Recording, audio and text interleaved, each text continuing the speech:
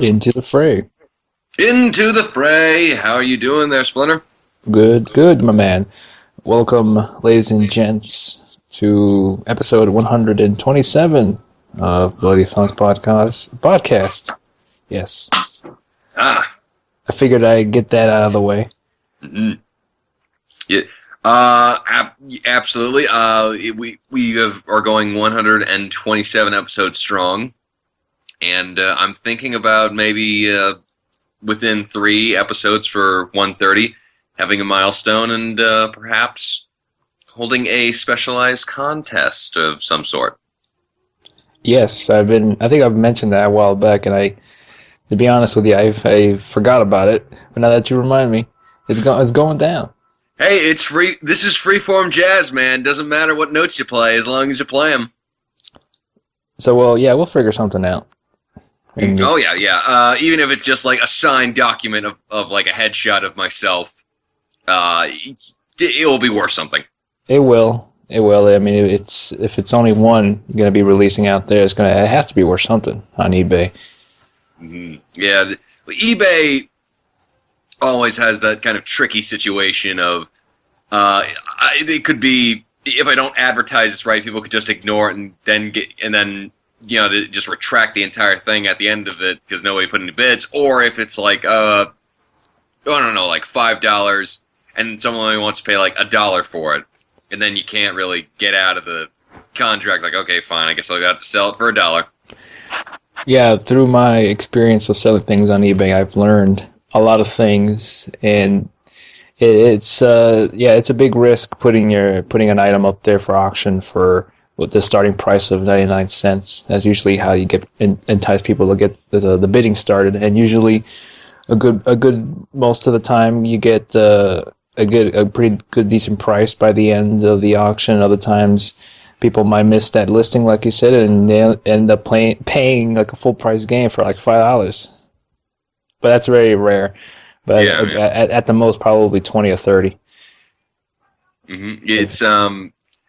Yeah. I mean, usually you can get some good deals on eBay, but it's you always. I never win those deals where I just go on to a certain bid or look at certain auction. It'll be like, okay, this is worth $7.40. Like, okay, I'll just wait until the last minute. I'll put down $8.40, and like, no, someone already put down $10. Well, dang it, I am just out of that loop.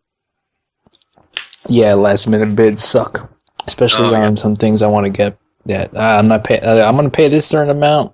I'm going to start at 10 and then check back again. Okay, maybe 20. I think the highest I'm willing to go is 30, and then it goes to 35. Oh, maybe 40, and then I stop because I can't go any deeper into that rabbit hole of eBay auctions. Okay, now I'm putting up my entire life savings for this pair of earmuffs. So I don't really know if this is going to be worth it. It gets insane.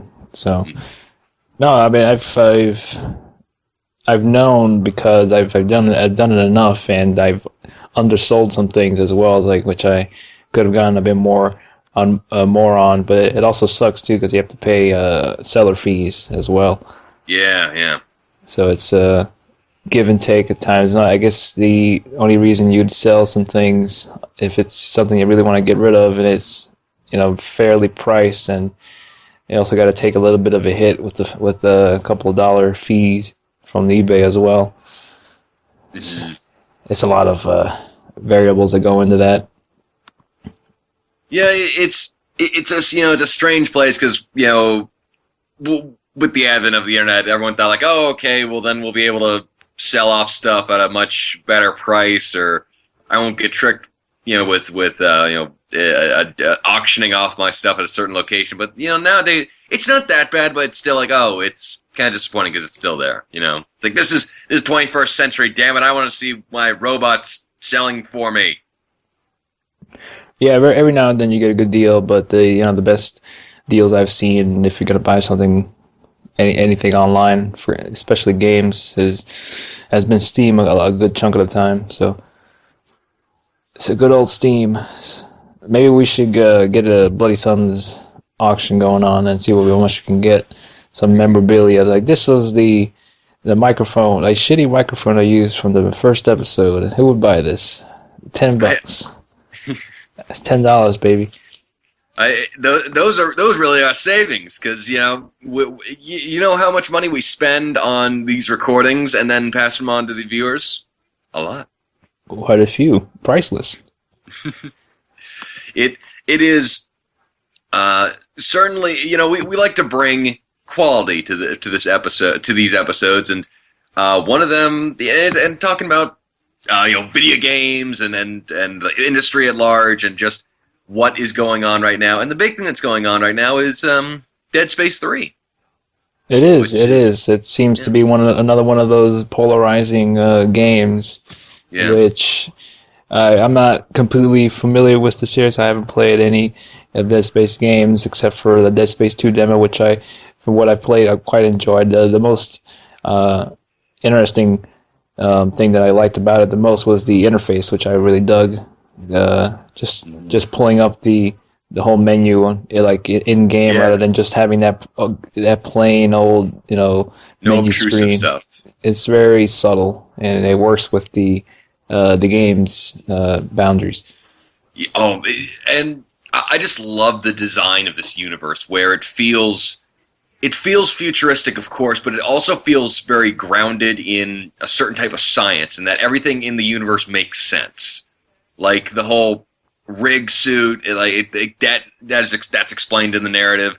The stasis modules, the weapons, and I love the fact that in the first game, and for the majority of the second game, all the weapons that you have are basically just mechanical equipment that an engineer would have access to in this universe, and which is just I love that change up. But Dead Space 3. Before I get into anything, New York Times bestselling author and Dead Space 1 writer Anthony Johnson says that Dead Space 3's focus on action is a necessary evil in order to broaden the fan base. In an interview with Now Gamer, and he said that he thinks that it's a shame that they have to make changes in order to sell more copies, but the reality of making mega budget blockbusters these days is that's good. That's part of the reality of the situation. And he said he had a lot of respect for the Dead Space team at Visceral, and it's been interesting. The guy who actually Anthony Johnson, who wrote the first Dead Space, actually went to go write Binary Domain. Funny enough. Fuck yes. Yeah, and those are the two games that neither the other guy hasn't been able to play yet. And I have to say, we got to rectify that somehow in the future and do a what we've played comparison. Yes. Type of thing. It was like, all right, what'd you think of Binary Domain? What I think of Dead Space? Something like that. That'd be an interesting assignment. Actually, that'd be some homework. We bring in. I do have Binary Domain with me right now, and I just haven't had the chance to play it yet. But I want to slap it on in and just enjoy the knee-slapping hilarity as well as the smart, cutting-edge satire of the game. Yeah, I dug the game a lot. It's got a really good gameplay. That's the highlight for me in that game. It does something not too completely different for the third-person shooter, but it makes it fun and more than what we've been getting recently with some third-person shooters. And it mixes it up a bit with the robots and just developing strategies. And there's so many things you could do with those enemy robots. You can shoot off their heads, and the enemy robots that are headless will start going and shooting the other robots if you ever get into a sticky situation when you're just surrounded by robots. And it's certainly strategic ways to go about it. And there's these robots that have these kind of flying machines, kind of mechanisms that are attached to them until they usually become a pain in the butt. And if you can get a good shot at them in the head, then they'll provide you some great firepower against other robots on the ground. It seems like one of those games that really takes gameplay and just makes it so dynamic that I don't like it when every single like a firefight where you kind of got the rhythm of all the enemies and nothing seems to surprise you, as opposed to say something a little bit more dynamic, such as what you said about binary domain. Yeah, it's just fun, and the boss battles are fun, and it doesn't do that kind of cheap thing with the boss battles, but going into quick time events, it all relies on skill pretty much to take out those bosses, because they have certain specific areas in order to take them out. You just can't just blast away at them. You have to hit certain specific parts, and they're usually always kind of moving around, and so that's where Do they glow red? where the skill comes in. I think sometimes they do. I think they say shoot this certain part, and there's one part where I couldn't figure out where am I supposed to shoot this damn thing, and I spent like a good half an hour on it. So it was a pretty epic boss battle, but it's fun. It's not perfect, but it's fun. That's all. That's all I kind of wanted in games at times. And the story is it's fine. It's not gonna blow your socks off, but it has its moments. Mm-hmm. There are always those great games that have some slight things off, even though if they are great overall experiences, that there's some slight things off that you can't help but think about. For instance, I'd say Dead Rising. I love that game, but there's just something. But just the saving system is a bit of a hassle.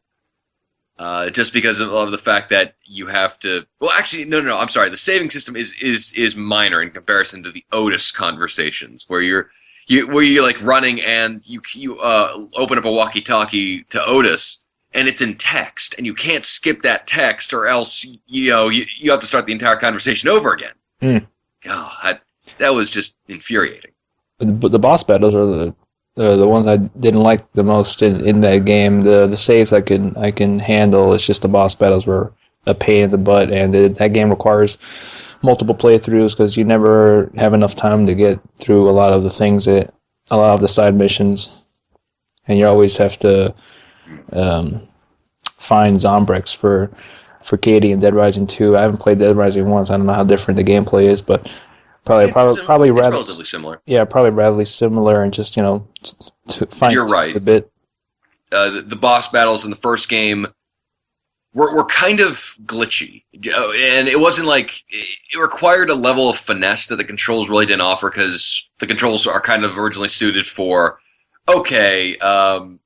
you are in a big mall full of zombies. And that's kind of what the controls are suited to, doing area fighting, and one of my favorite maneuvers is just spinning around with your fists out and punching zombies in the jaw, and they go flying back. And I love that, but when you have there's a particular battle against I think his name's Cletus, who is a gun shop owner, and it's a pain in the butt to do that a boss battle, just because of the fact that. Just because of the fact that he'll shoot you and you'll go flying across a screen, so you kind of have to put items in front of you, there's a little kiosk gift stand that you can just pick up and put in front of you, so that the bullets kind of hit him, can hit that instead of you. But there's no real elegant way to put it down in front of you, and you're just gonna kind of have to figure out a way to just to quickly jump behind the counter, grab a gun, then he'll throw you out. But I do like the fact that those type of boss battles are really dynamic, and a lot of them are time sensitive, and I love the cutscenes. I love the American social satire. I think that's just it's a great, and it's not like the traditional stuff consumerism. Isn't obvious, but then there's stuff like the male-oriented culture, success in business, and it's all these little things that kind of are supposed to be the highlight of American culture, and they're being satirized very, very well. And it's a game that is I hold up with Metro 2033 in that it doesn't have the AAA polish, but there's something really special about it. And I'm also just trying to connecting this back to Dead Space 3, where Johnston claimed that developers need to understand and that survival horror is not a mass thing. It's a niche, and with Dead Rising, as well as the stuff like Deadly Premonition, where it's so successful because the atmosphere is really incredible, and when you have such a big game, you need to have developers strive to make sure that players have the most enjoyment out of it. But enjoyment really isn't the center point in fear or survival horror. It's in feeling that, okay, I'm helpless. I am at ends, and I will be dead soon. Like Slender, you don't have any way to fight back. You don't even you have a flashlight. That's it. And Right, that's why Penumbra and Amnesia, the Frictional Games guys, made such great horror games. I have never beaten any of them, but they're really well done. Uh, mainly the reason why, because I'm too chicken to finish them, but they also have a, which is mostly the thing with some survival horror games. They usually always implement puzzles into those. Um, which is not bad, but I'm always never good at them, so I always have to look them up and see how to solve some of these puzzles. They're usually incorporated in some of these survival horror games. But yeah, the way to really make a good horror game is just limiting the things you could do, and the way you can not even being able to fight back, which is the most terrifying thing that you can't even do in a game, which really, if you were given weapons in that, you can always just hoard ammo and blast your way through some of the zombies and not be too afraid of battling them. Once you reach the point where you're not even when you're so jaded with some of the enemies that get thrown at you, then it just kind of loses its purpose. It's now more of an action game, but there's also could be a good balance. You get a limited amount of ammunition. You got to be smart with it, not like the old Resident Evil games, not shoot everything in sight and always kind of run by them. That's what's kind of the strategy. And then by the time, if you want to do so, you've accumulated so much ammo and just use it for the bosses that require a lot of ammunition to take out. Yeah. And the thing is, Dead Space 3 does have a holdover from the Dead Space series and the regenerators, in that, like, you can't kill them through traditional methods. You either have to go through context sensitive moments, or there is one way to actually kill. I might be messing up the name, but the concept's the same of basically an enemy that continually regenerates its limbs, and you can't kill it unless you either do something like burn it in a engine fire, or freeze it, or what have you, or just outrun it. But there is, in Dead Space 2, you can do a little glitch that actually destroys them, and I was very proud to have accomplished that. I'm going to put that up on my resume. But it's less and less of that now, where they give you more ammo, they give you more options for weapons, and I haven't played the game. I've watched an entire walkthrough of it, just kind of cycling through and seeing the dialogue and story stuff. And I gotta say, like, I love the first two Dead Space games because they took a lot of big character and story not stereotypes, but archetypes in horror films, and they really turned them on their ear. There was the characters in the first Dead Space. You think they're going to be like, Hammond, who's this kind of gruff guy who's like representing the Earth government. And you think, oh, okay, he's going to be this guy, like, oh, what are you doing? We need to save this research for Earth Gov. It doesn't matter. Ends justify the means. And he's like, in the middle of it, he's like, no, screw this. We are leaving. I don't care if I work for this government. I'm going home. And then in the second game, especially, where you have the character of Strauss, who is basically crazy, but he's not like, oh, okay, I'm obviously going to betray you, crazy. Like, he's actually a well-developed character, and he's really sympathetic. And the same thing with almost every single other character in the game.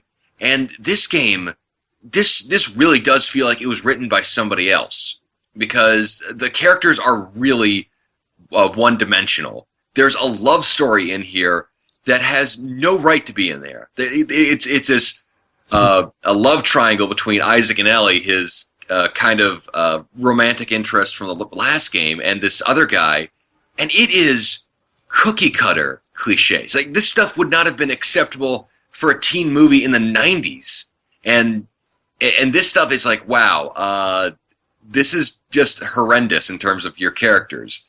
The acting's good, but it's kind of like hard to say acting is good when the dialogue is kind of just so pedestrian and the characters are pretty bland.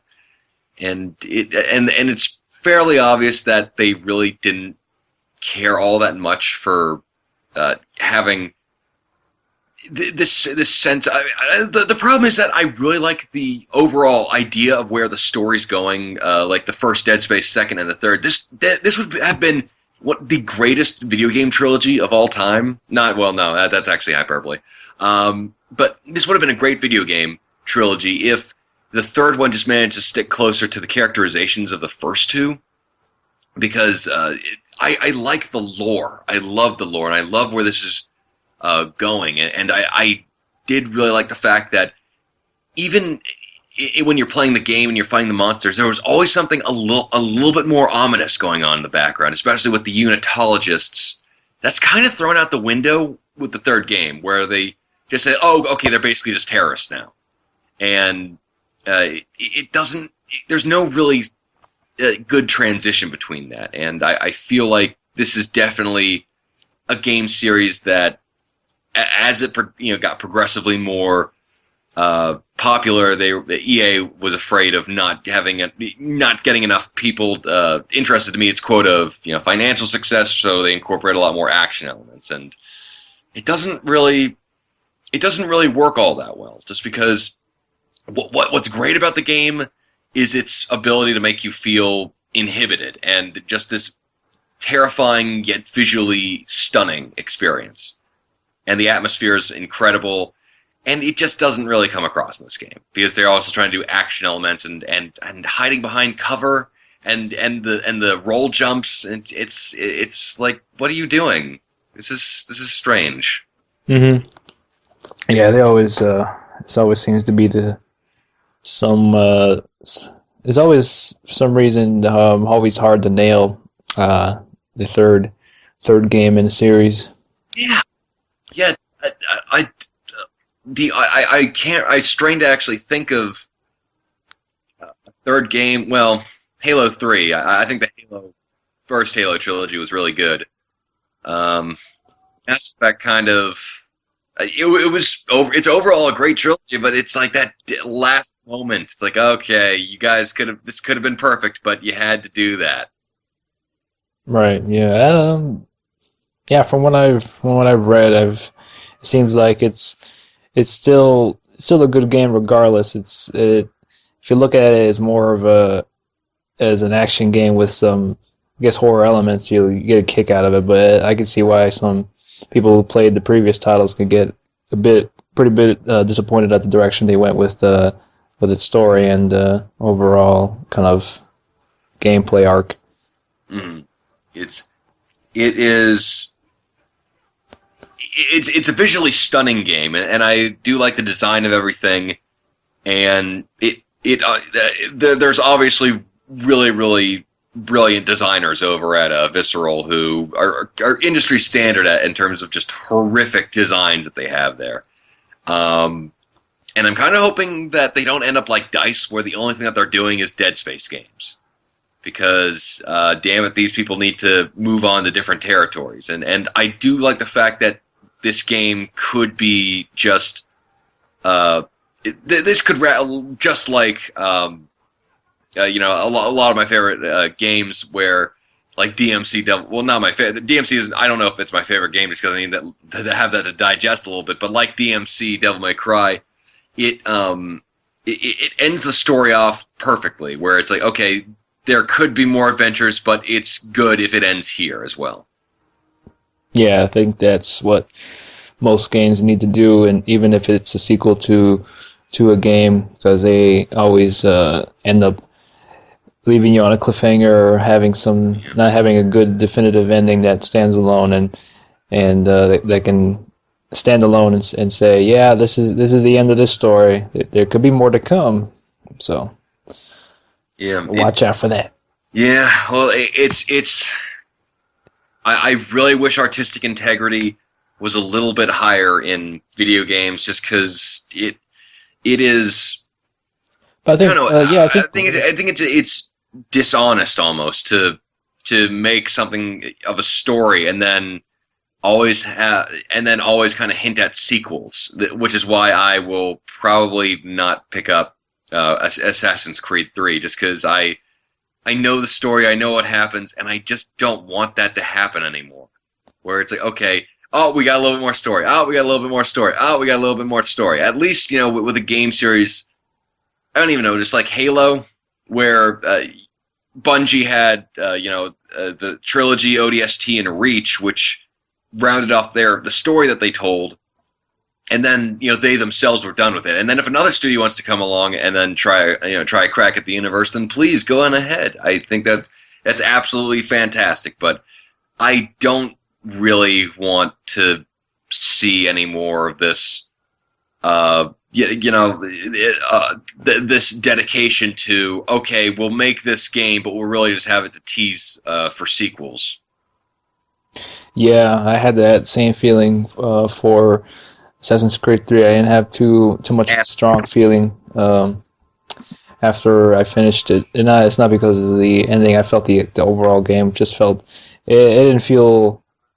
It was one of those where it had its good moments. It just wasn't. I didn't believe it was the strongest of the series. I have a lot of respect for Ubisoft for getting it done.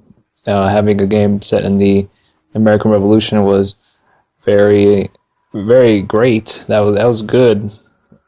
I don't know. I think it was one of those. I had that same feeling again where after I finished Brotherhood, it's like I need a break from this series, and just and more than ever with the third installment, it was not that well paced. They always broke up some segments with the animus things that always kind of slowed things to a crawl at times. And I hope if they make another Assassin's Creed game, they just make a game with an assassin and kind of get rid of any other elements besides that. It's just a separate standalone story that takes place at a certain time, certain period, and not kind of have anything attached to animus. The problem is that they always want to go bigger. Where it's like, okay, in the first game is like, okay, you're assassin in a city, and then the second one's like, okay, now you're an assassin and you're trying to get your group back together, and you're also in a city. Third one, okay, now you're an assassin, you're getting the group back together, and you have soldiers at your command. And then Revelation's like, okay, now you have an army at your command. And then the fourth one's like, oh, okay, now we have these. Third, which is like, okay, now we have these naval battles, and it's epic and it's huge. And I don't see Ubisoft, EA, Activision, or any of these guys scaling down their games more than that they've done. Like in terms of gameplay, I think they're just going to go get so homogenous and huge that they're just going to collapse in on themselves.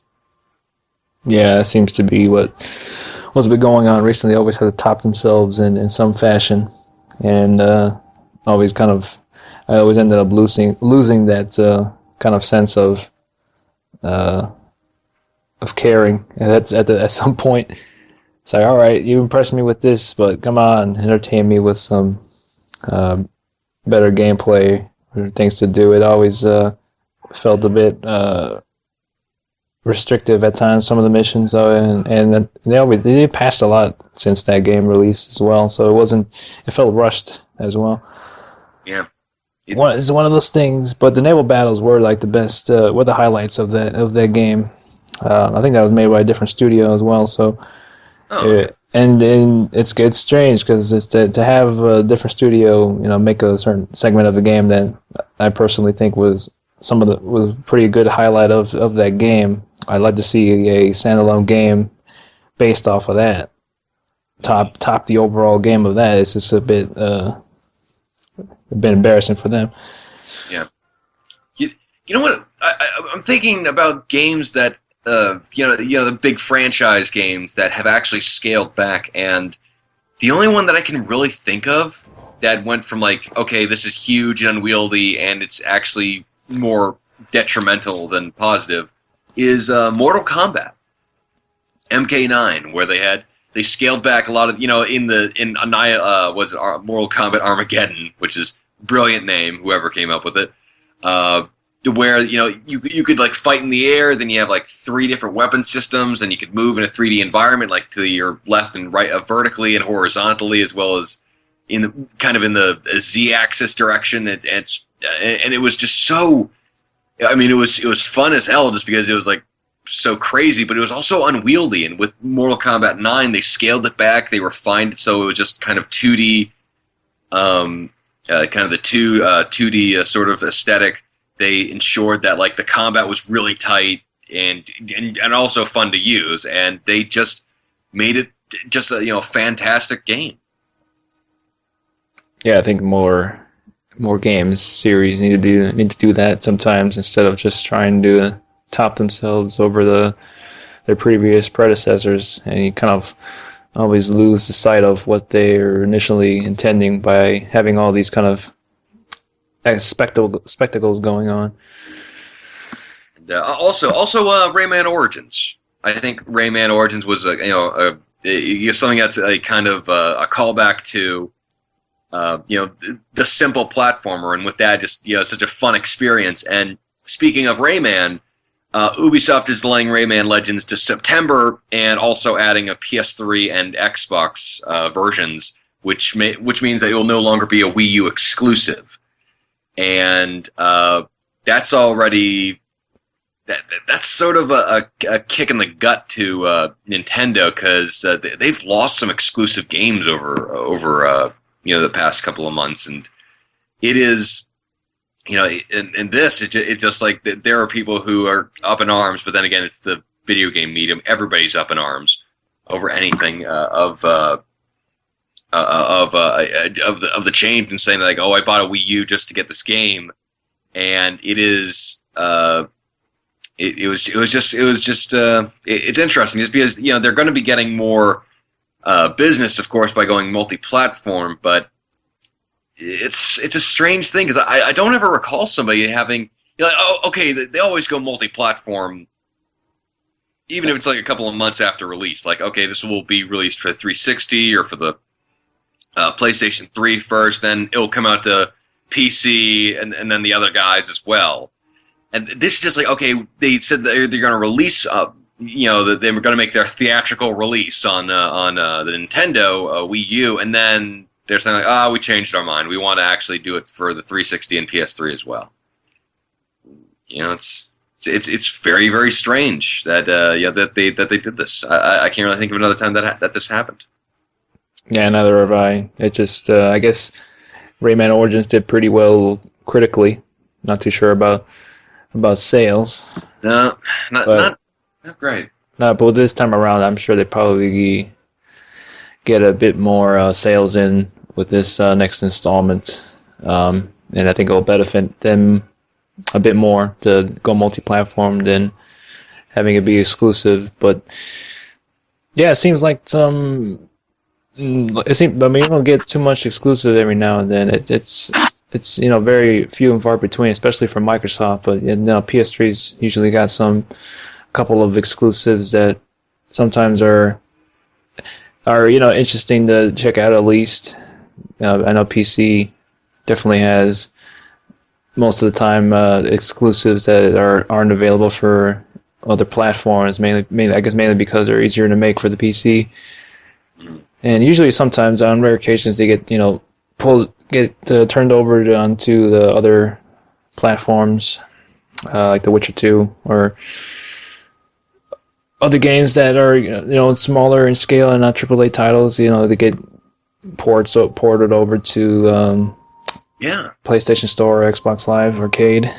And what's the name of the developer of Witcher 2 and Witcher Red Project Media?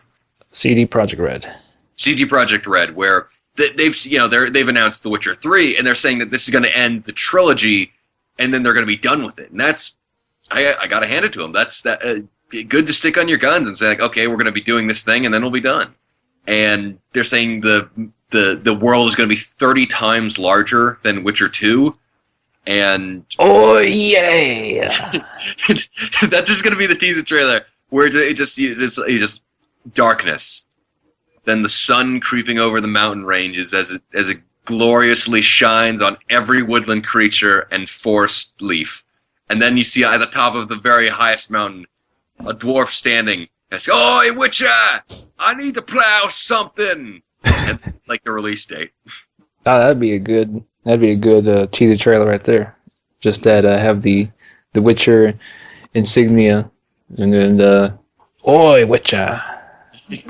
It's like The Witcher 3, oi. I'd applaud them for that. I wouldn't see why they wouldn't go about that. It'd be more memorable than most of the teaser trailers that come out. Yeah. Or lack of them in the case of Walking Dead Survival Instinct. I think they put out a trailer, actually. An official trailer. I haven't seen it, but it looks... Good God. Yeah, and the thing that really makes me worried is that they don't focus on gameplay, like a clip of gameplay for more than 5 seconds. It's that really quick-paced MTV editing, where it's like, oh, this thing, you have no idea what we're showing you. And then the graphics do not look that good. It's like, and the fact that they announced it so quickly and are releasing it in March, it does not bode well, especially since it's not even a year since they announced it, which is problematic at best. Where it's obvious that they're doing this for a cash grab for the critical success of Telltale's Walking Dead series as well as the TV show, but damn it, Activision, you could have at least pretended to have given a shit, and it is just really bad, and I'm worried that this will damage the brand, because it looks like it pretty much. Well, I will not pass judgment until I actually play the game, but it does not look well. Welcome back. Welcome back. People who work at Belkin should feel ashamed for their life decisions. Goddamn Belkin. I gotta take full responsibility for this one. I was actually, while we were doing the podcast, I was changing my router password, and then since my computer has the older password set on and ended up disabling the Wi-Fi while we were chatting, so it's not the best idea on my end. Oh, Splinter. Splinty Magoo. I know. And also, Goo Goo Choo. Also grabbed a bowl of cereal, so apologies for the... for the crunching? Hey, that adds flavor to the cast, to the podcast. I know people love the sound of food. You know what I was just thinking about that I can't get out of my mind is the fact that Robert Downey Jr. This came out of nowhere. Robert Downey Jr. owes his life to Burger King, because I think back in the early 2000s, the not decade, he had a car full of dope and he was eating a Burger King burger, and he found it so disgusting that he rethought his entire life and threw all of his drugs into the ocean. Oh, that's what the nod was for Iron Man when he was eating that burger. Yeah. Oh, yeah. Well, I might as well eat the shit because it's like, well, for those people who know, it's like, okay, wow, well, it saved his life the first time, and I think he's like, okay, I got to ease myself back into American cuisine from eating probably gruel in his time in Iron Man, where it's like, okay, now I just need something a little bit more solid, but not even close to being good. Oh, okay, well, let's go to Burger King. If only I had epiphanies like that, I'd be a better man. Yeah, for me, I think the epiphanies are going to be like, there's too many beer bottles around this room. You can't move without letting something crash over, you need to clean this place up. It could always work as a alarm trap to wake you up, in case anyone breaks into your house. Yeah, they just fall on on the glass bottles and like walk out like I found his blood trail. Let's follow him. Yeah, perfect. And Screw ADT. Get the beer bottle system. forget dogs, forget ADTs. Just get some Budweiser selects. Mm-hmm. I know you might actually find this very interesting. Where you are a fan of Hitman, if I've heard the jar talk from Chillins these days. You could say that, yeah. Well, yeah, Fox is planning on making another Hitman movie. This time, it's going to be with Paul Walker. I have read, and it's weird how they name a sequel, but they say it's a reboot. Yeah, what is that?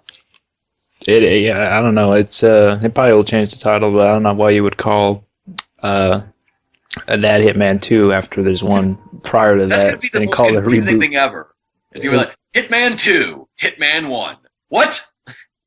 It's going by the Fast and Furious naming title logic, I guess. Where it's like what? Too Fast, Too Hitmen? Yes. Too fast to be seen. He's the. What? I just don't understand. How is this a good idea?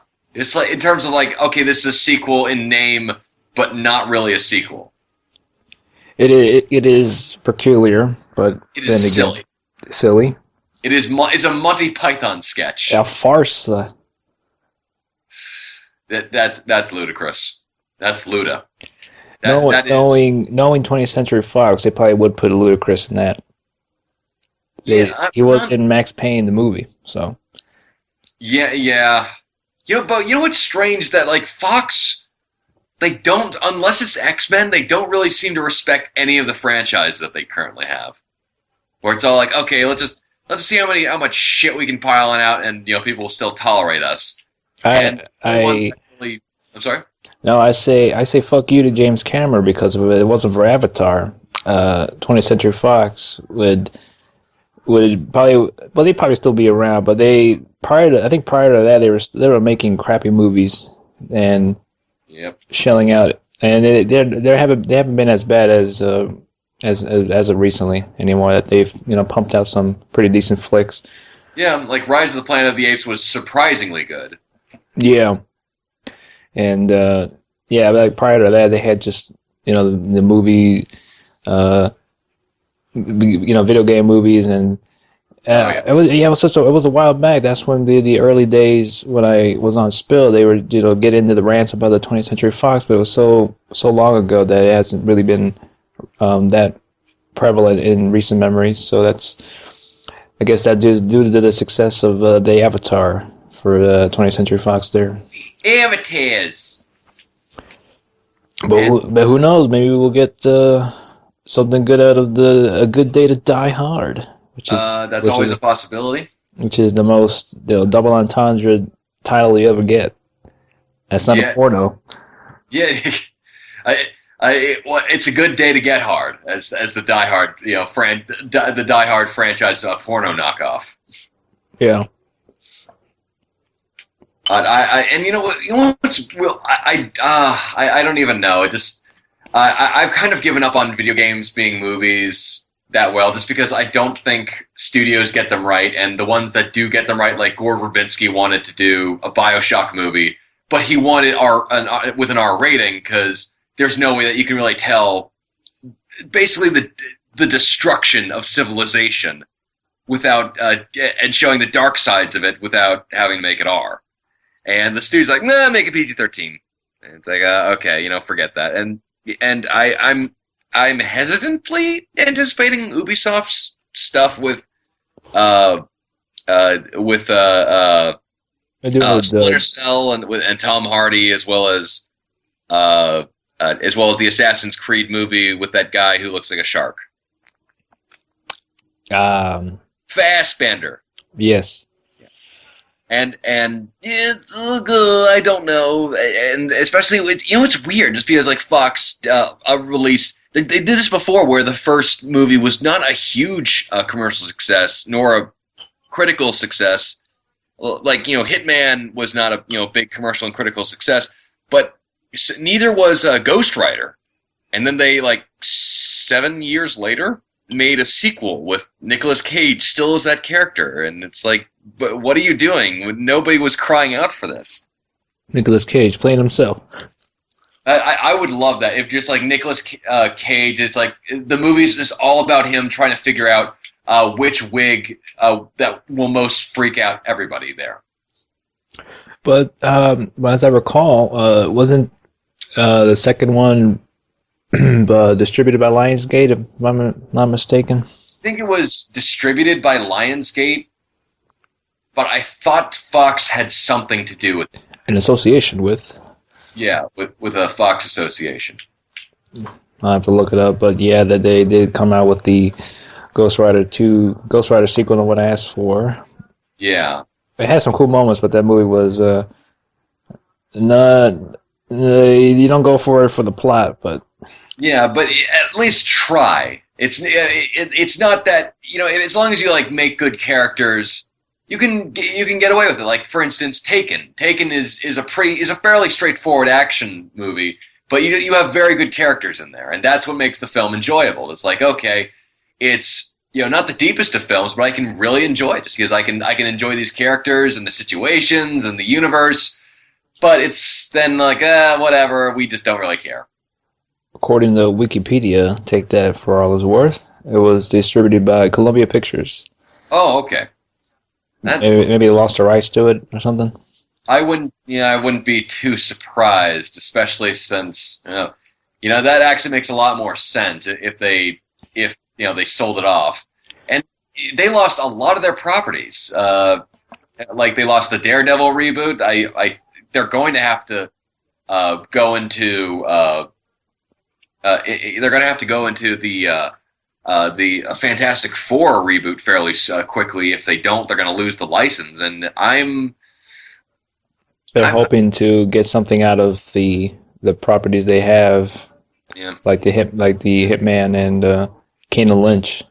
Yeah, that. Do you remember the Kane and Lynch movie was rumored to have Jamie Foxx and Bruce Willis in there, and it's like, okay, well, I can see maybe Bruce Willis, but Jamie Foxx is kind of just out of the left field right there. Not because he's black, but because, damn it, he is not as disturbing looking as Lynch is in the game. Where this guy looking at him makes your skin crawl. Like he's got that oily, slicked back hair. He's got those beady little cockroach eyes, and he's in that weird. He's not like pleasantly plump, but he's not thin. So he's like that really, I don't know, Jason Segel-esque kind of fat level where he doesn't look threatening enough to be he doesn't look threatening enough to be kind of like an action hero, but he doesn't look hilarious enough to be a comic relief. Christoph Waltz. Christoph Waltz as Lynch? Yeah. Yeah. I don't. Pull it off. Really thick German accent, and he cannot get rid of that. Like I was thinking, like maybe Bryan Cranston as Lynch, just because he's really really good with pulling off the bald look, as we've seen in Breaking Bad, and he can play really dark characters, and he can also do a lot of dark humor as well. Yeah, I think it'd be an interesting choice. And just thinking about it level, but not, who knows if will be executed or even ever come out. That Kane Lynch film. Last I've heard about it, that they switched directors, and that's really all about it, I think. Yeah. So it's kind of a limbo at the moment. Yeah, it's. I don't know. But yeah, I've certainly reached the point. I think many others, where I think most the ones that have some sort of some sort of idea that we should. I mean, at this point, we've you get a lot of games, and most of them pull off amazing stories and experiences than films could ever really do, and respectfully, and in that medium. Yeah, And I mean, there's been so many examples of them taking properties and just fucking them up, or yeah, just changing them completely and having nothing to do with any of the games or the characters at all. It just yeah. has the name in and of itself, just the name they buy, really. Yeah, it's just a built-in audience that they have now these days, and just the fact that they need these big franchises to sustain themselves, and it's easier to do just because even Godfather was conceived of as an event film, where there's like, okay, well, we got this author will make this a big hullabaloo, and it just so happened that Godfather happened to be a very well-made film, but it's at the very end of the day, it's still like, oh, okay, it's still a licensed property, and they wanted that just for the vertical integration of it all. And I have to say, like, there's even instances where the video game has been a more faithful adaptation to source material, like Batman: Arkham City, where Christopher Nolan doesn't go anywhere near the supernatural or really gothic elements of Batman. And whereas the game is like, okay, we'll have this nice blend between the two, like the comic book is the Nolan aesthetic, but the comic book universe, and that's it. That's a great blend. And then there's poo on a stick. I can't remember. No, Star Wars. Star Wars, where they have the Knights of the Old Republic, which is one of the best Star Wars stories ever told. And then also like Chronicles of Riddick, where that's even better than the movie, where it's like, wow, this is, these are great. Like, you just need to find the right kind of gameplay that works really well with the game. So I assume that maybe a Rambo video game could be really good if they got Gears of War in there. Maybe, who knows? Who knows? Who knows? Yeah, I think at this point we've kind of most of the time where there's backlash or just a lot of debate on the game's storytelling from one series to the other. It's starting to show now that a lot of people do care about stories in games, and in some games there doesn't have to be a great story, but just something that will supplement the gameplay. And other times the story will benefit the gameplay. Yes, and the problem is finding that sweet balance between gameplay as well as storytelling, and I would also say that video games being put into a 2 hour, maybe like a 2.5 hour at best type of experience, really does hinder your storytelling abilities, because we have Red Dead Redemption, which is one of my favorite stories of all time, where it's just you in the expansive kind of Western environment, and it's a very long story, but over time you get to know the characters, you get to know the particulars of the world, and it's just very, very well done. And I don't think they could ever recapture that, with even if they had like a massive, huge budget with Tarantino directing or what have you. It's just not as it could only be done maybe in a TV series, like an HBO series or a novel series, but I don't see like how storytelling. Movies are kind of the dominant medium in in the eyes of the old media, like for newspapers and kind of the older generation of what's what, and whether or not it's actually even what people usually turn to for their entertainment, even though video games have clearly kicked their ass several times over.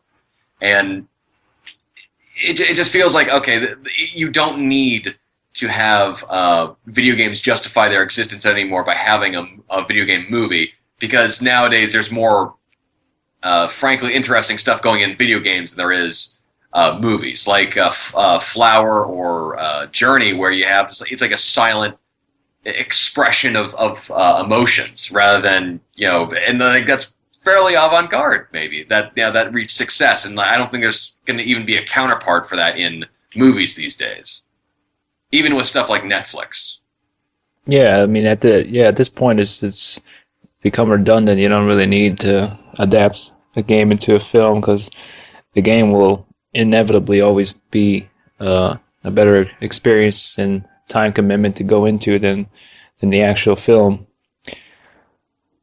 that is based off of. So, and all this talk with rumors flying with they had J.J. Abrams meet up with Valve and things like that, some sort of Yep. collaboration, and always everyone's speculating on.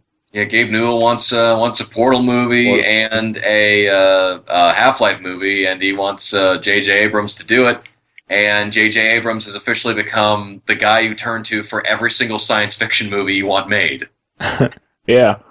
Because that guy's doing Star Wars, he's doing Star Trek, he's doing the Half-Life series, allegedly, and and saying that he's doing it versus actually doing it is two different things. Just ask Guillermo del Toro, and it's this fairly strange bedfellows, just because I'm not a huge J.J. Abrams fan. So I just branching off this, I don't know how he's going to handle Star Wars. I know I'm fairly I think he'll do a good job, but I don't know. I don't really want another Star Wars, to be honest, but that's just me. Yeah, well they're also doing Han Solo and Boba Fett solo films, which is Boba Fett, man, maybe if there's been some pretty good Star Wars novels that are worth checking out than the prequels. yeah, but I don't know. And you're right in some respect as like, okay, I don't think Star Wars is a very particular story. It's a mythology, whereas Star Trek is kind of this continual exploration of the human spirit in space, and I'm watching some Next Generation in my Netflix queue, and I enjoy that just because it is very interesting show, but it's not really a mythology show. It's kind of this the philosophical show. Like, okay, what does it mean to be existent? What is existence? What is consciousness? That sort of thing.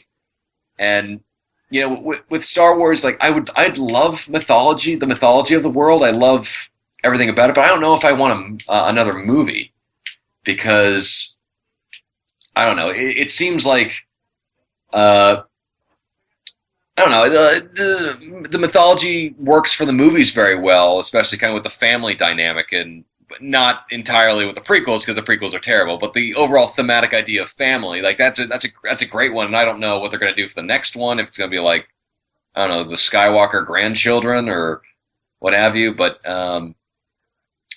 it definitely feels like okay. The series is in a very problematic place right now, and although it's a very profitable franchise, that to be certain, it's certainly not. It doesn't have as much potential to be sequelized as Star Trek. Yeah, it's just one of those cases where it's still incredibly still, I guess, relevant these days. It's just that we've gotten so used to it for this long, just so many iterations of it. Mm-hmm. It's a very strange thing. So, hopefully, Paul Walker, you'll hear this and realize that you got a lot riding on your shoulders, buddy. I hope hope you do a good hitmanning. He's got to fill in Timothy Oliphant's shoes as a hitman and shave his head. That's going to be interesting. Maybe this whole thing is just a huge prank, and they and Vin Diesel's just trying to get him to shave his head, and it's like, see, now you know how I feel. But let's see.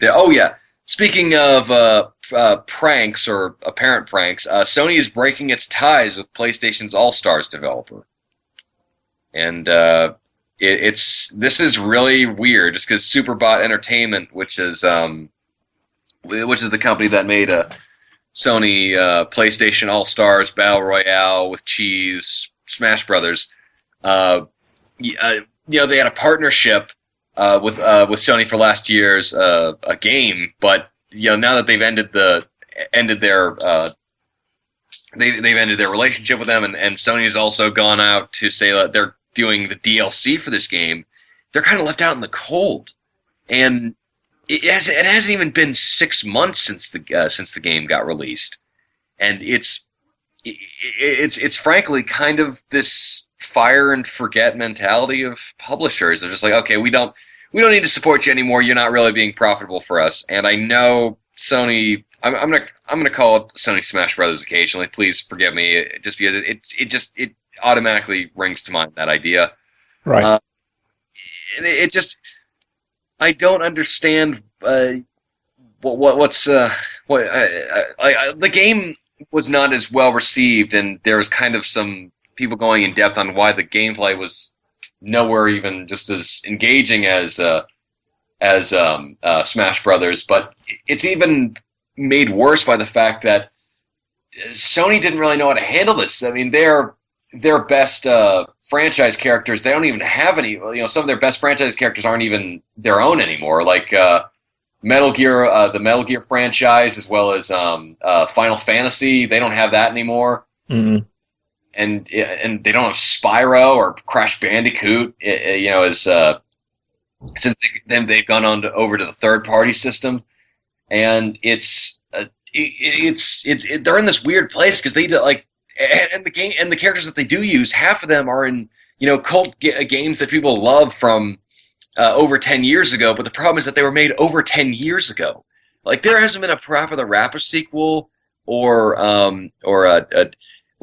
Sir Daniel, I think his name is, who's the skeleton guy from Medieval, and it's just this really strange position that they're in because they're also using these third-party characters like Raiden and like the Bioshock, yeah, and Bioshock, which they don't own. They're not really associated with that anymore. And at least with Solid Snake and Sonic, those were relatively kind of those were kind of the unlockable sort of characters, which was kind of out of the way. But half of their staff seem to be characters that they're trying to promote as like, oh, these guys are really cool. Like, for instance, Cole. There's like good Cole and bad Cole, which is fairly. They're not too dissimilar from each other. And the colors are different. That's important. If Mass Effect has taught us anything, it's that colors are an indication for brilliance. They should have. Yeah, it wasn't really. I didn't see it being too much of a huge success. They didn't have a lot of characters in the roster to really be excited for. Yeah. And they didn't add Gabriel Logan from Siphon Filter. Those sons of bitches. It's like, okay, you don't have anyone from SOCOM, and you don't have anyone from this franchise and that franchise, and every single time, people saw the updated roster, they would go. It was a case of people saying, okay, well, why don't you include this character? Where with the original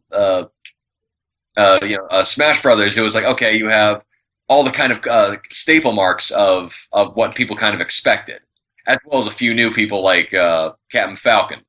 And then with Smash Brothers, it's like, okay, it's even more of that. And then with Brawl, it's like, okay, let's throw everybody in here.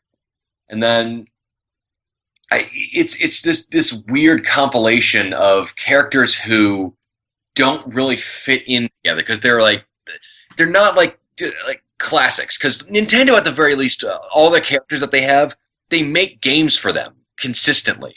Where it's like, okay, we're having a Lucario, like that's a Pokemon. We make lots of Pokemon games, so we'll put that in there. Or Diddy Kong's in there, like, oh, we've been making Donkey Kong games, and Diddy Kong has been in there.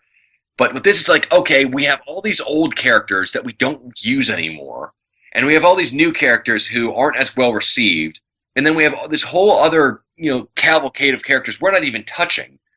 And like one of the DLCs that they have is somebody from Gravity Rush, I want to say, and I don't even know what that is. And I saw it's like a lady in a black spandex suit, and I'm not even sure what's up with her. And I should be able to think of Sony properties as soon as I see a character. Like when you see Mario, Samus, Link, Donkey Kong, Pikachu, you automatically think, okay, these are Nintendo characters. But you do not think of that with Snake and Sonic because they're the minority in the situation. They're kind of the exemption. Whereas with Smash, I was saying Sony Smash Bros. Again. No, with Sony All Star Battle Royale Premium Deluxe Director's Cut, you have these characters who people have either forgotten about or have not had time to kind of get readjusted with them. And like the Ape Escape guys, like really, Ape Escape, the game that that nobody really knows about, where it's this really weird place that Sony's in. Yeah, it was just a lot of culmination of things that didn't work for it. The gameplay wasn't as good as Smash Brothers. The wasn't enough characters to really care about or get excited for, and I don't think they even marketed it as well either. Just like they didn't market. I haven't seen any marketing for the new Sly Cooper game, so that shows how much they kind of care about that in the Vita. Yeah. It just comes down to that and just other culminating factors that just Sony does not that into their products, I guess. Sony is the absolute worst offender in terms of marketing their shit because they're like, oh, okay, we don't need to actually show anybody what we're doing, and then like they think of like a new idea, it's like, oh, okay, this could be potentially beneficial to our company, but we won't tell anybody about it. Only we know. It also sets off kind of a bad message to other kind of developers that want to do any kind of thing exclusively with Sony as well, since they're gonna get if they get. I don't remember the names, but I'm sure there's been other kind of developers like the ones for the Sony Smash Brothers that have gone through the same thing with Sony, where they put out a game exclusively for them and it doesn't turn out too well sales wise, and they get just cut off, and that's about it. Yeah, I can give you an example right now. Ninja Theory with Heavenly Sword, where Sony really did not know how to market that, and it did not reflect the nature of the actual game, and so at the very end they just said like, okay, we'll just do Enslaved as a multi-console thing, and yeah, Sony I think has I think single-handedly they are in terms of business practices they're good with the business practices. I like the fact that PlayStation Plus actually incentivizes itself in terms of people going on there and actually paying for the PlayStation Plus program and getting free games or cool stuff to download, which I wish the gold subscription of Xbox Live would do. Yeah. And then but the problem isn't the business practices. The problem is actually making the actual game and having ideas in terms of how to market it and how to get it out there and just what to do in terms of the direction of just having the game there. And they've butchered their franchises. I in my opinion, I think they've really screwed the pooch on their franchises. I think they've had some really idiotic decisions in terms of treating their customers with respect and I know it said they're good with business, but like the whole PlayStation PSN debacle that they had a while ago was, I think, very showing of their kind of old school mentality, where it's okay, it's not as oppressively it's not as oppressively bad as EA or Activision trying to screw over companies, but just like, okay, they don't trust their customers enough with actual information, and I'm just fairly concerned that if Sony doesn't pick up the slack, and then like the whole Move and Vita thing where they don't advertise that at all, and then they wonder why they're doing so poorly. with sales, or like they won't develop anything exclusively for those games, or if they do, it's not beneficial enough to actually make the sales back. Mm-hmm. Yeah. So I pour 40 out on the street for my bros at Sony. I don't think they're dead yet. I just think that they need a drink because they're on the sidewalk crying to themselves. Let's pop bottles for them. Yep. Popping So, bottles. other things you would like to discuss, Monsieur Splinter? Yeah, a couple of things here that I pulled up quite recently. Um, well, with Capcom, uh, a big news. I'm sure you're not surprised by this. That the Capcom was officially disappointed by the sales of Resident Evil 6. Uh, it's a very strange market where it's like, okay, you made $6 million on this game, and then the sales are disappointing. I'm sorry, you sold 6 million units, and then the sales are disappointing, or like I know they also lowered their expectations for DMC Devil May Cry as well. Mm-hmm. So yeah, that's about it for Capcom there, and Take-Two Interactive is doing pretty good with their third quarter fiscal for the 2013. The results of that was 415.8 million compared to their 236.3 million from the same quarter last year. So the company saw a 244% year-over growth in its revenue from digitally delivered content, with its emphasis placed on earnings generated from Borderlands 2, XCOM, Grand Theft Auto series, and NBA 2K13. So the digital distribution of games do provide very beneficial results. I am very much looking forward to seeing more digital and media, as well as developers maybe taking more risks for less financially questionable endeavors with smaller games. And I think this is direct digital content, a great thing to have. And the only thing I hope they do well is just thinking about, like, okay, how does Steam market itself, and how do all these different digital distribution services really pay off? And I think yeah, I know not everybody has the ability to get online and download games directly, which is understandable. So there'll always be kind of the physical brick and mortar stores, but I think it's a very good sign of the times that digital is doing so well. Yeah, and that also that they've had a good amount of games as well, like Borderlands 2 and XCOM, which I've been playing. How is XCOM Enemy Unknown is very, very delightful game, and by that I mean it's satisfying to pop a cap in aliens and get them off our Earth. nice? But do you take out a big cigar and you smoke it up with Jeff Goldblum after you punch someone, an alien, in the face? Exactly. Well, then I got to get me this game now.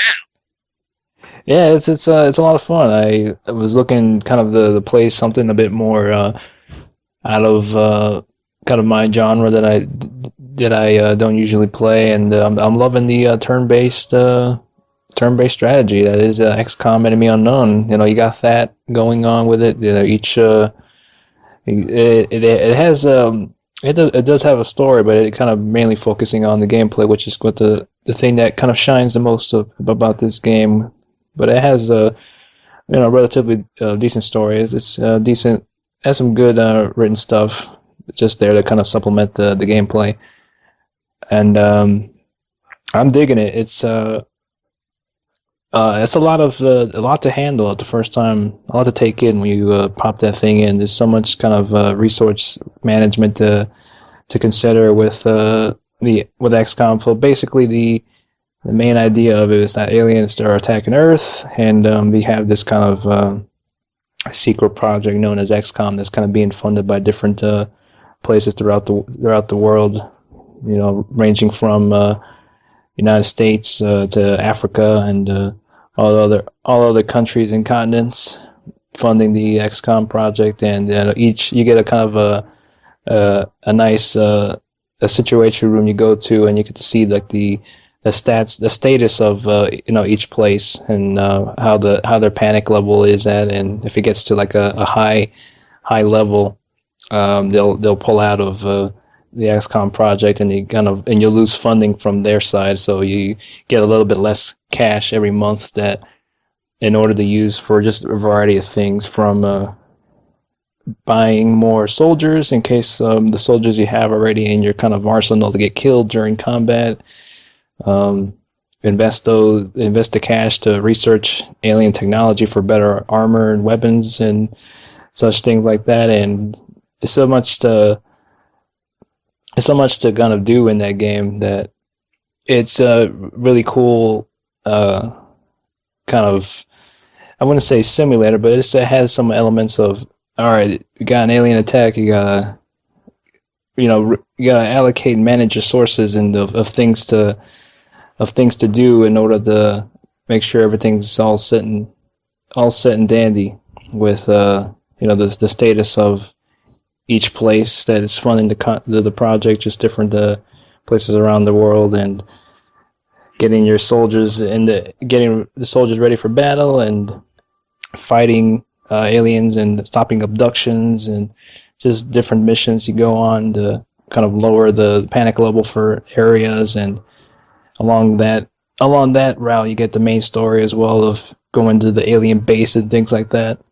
It's an enjoyable game. You got there's so much about it that I haven't even touched the tip of. There's so much going on in that game to kind of keep you occupied. It's certainly a good game to kind of to play.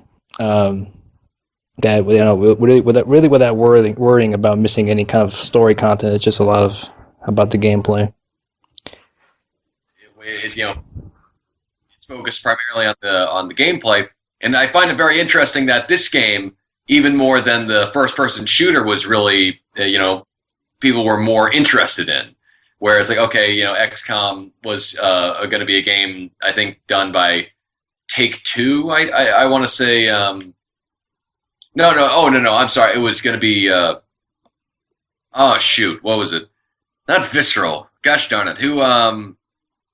Yeah, no. I'm sorry. Yeah, it was Take-Two by the team who did BioShock. Not the company that did BioShock that was going to publish it. Oh, really? Yeah, and then they were going to make a first-person shooter, and people who were fans are like, we don't want that it to be a first-person shooter, and then it took so long to get out that this game came along and has kind of taken away its thunder. So I wonder if they're just going to cancel if they're just going to cancel if they're just going to cancel first person shooter and just in favor of like, okay, let's keep this out. Yeah, I think I read something about that. I think it still might be coming out eventually, but it's surprising to see that the people are kind of want something a bit more different than they usually get, and it's certainly surprising that it did well.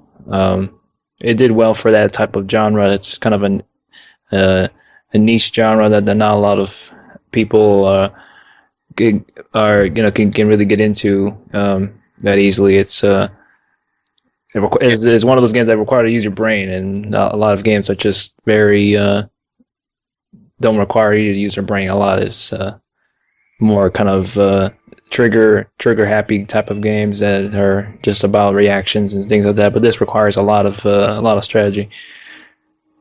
But I'm enjoying it, the turn-based stuff, and even though there isn't really much story emphasis on the soldiers and squads you send out. as you play, but you really do have a huge effect, and when they end up getting killed, because you have to build these characters up from the beginning, and then if every mission, if they kill an enemy, they'll get ranked up higher, and to colonels and things like that, and the ranks get upgraded, and along that route you get to choose from different abilities they have of each squad member.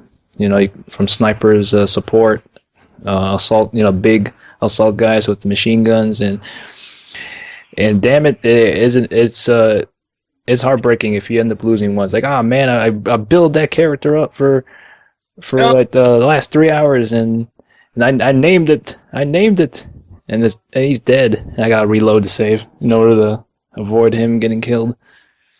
I don't like.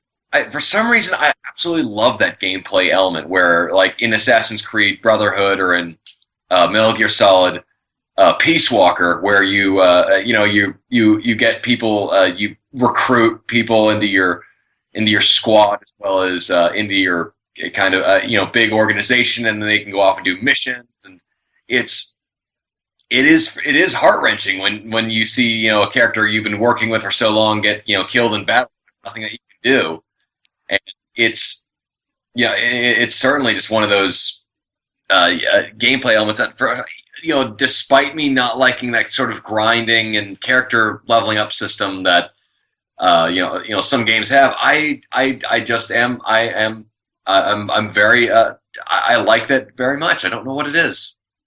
Yeah, it's really really interesting gameplay, and it really got me hooked. I'm enjoying it a lot, and when I first started, I started off with just kind of generated name characters, and I kind of stuck with them. And some of them I named myself off of just randomly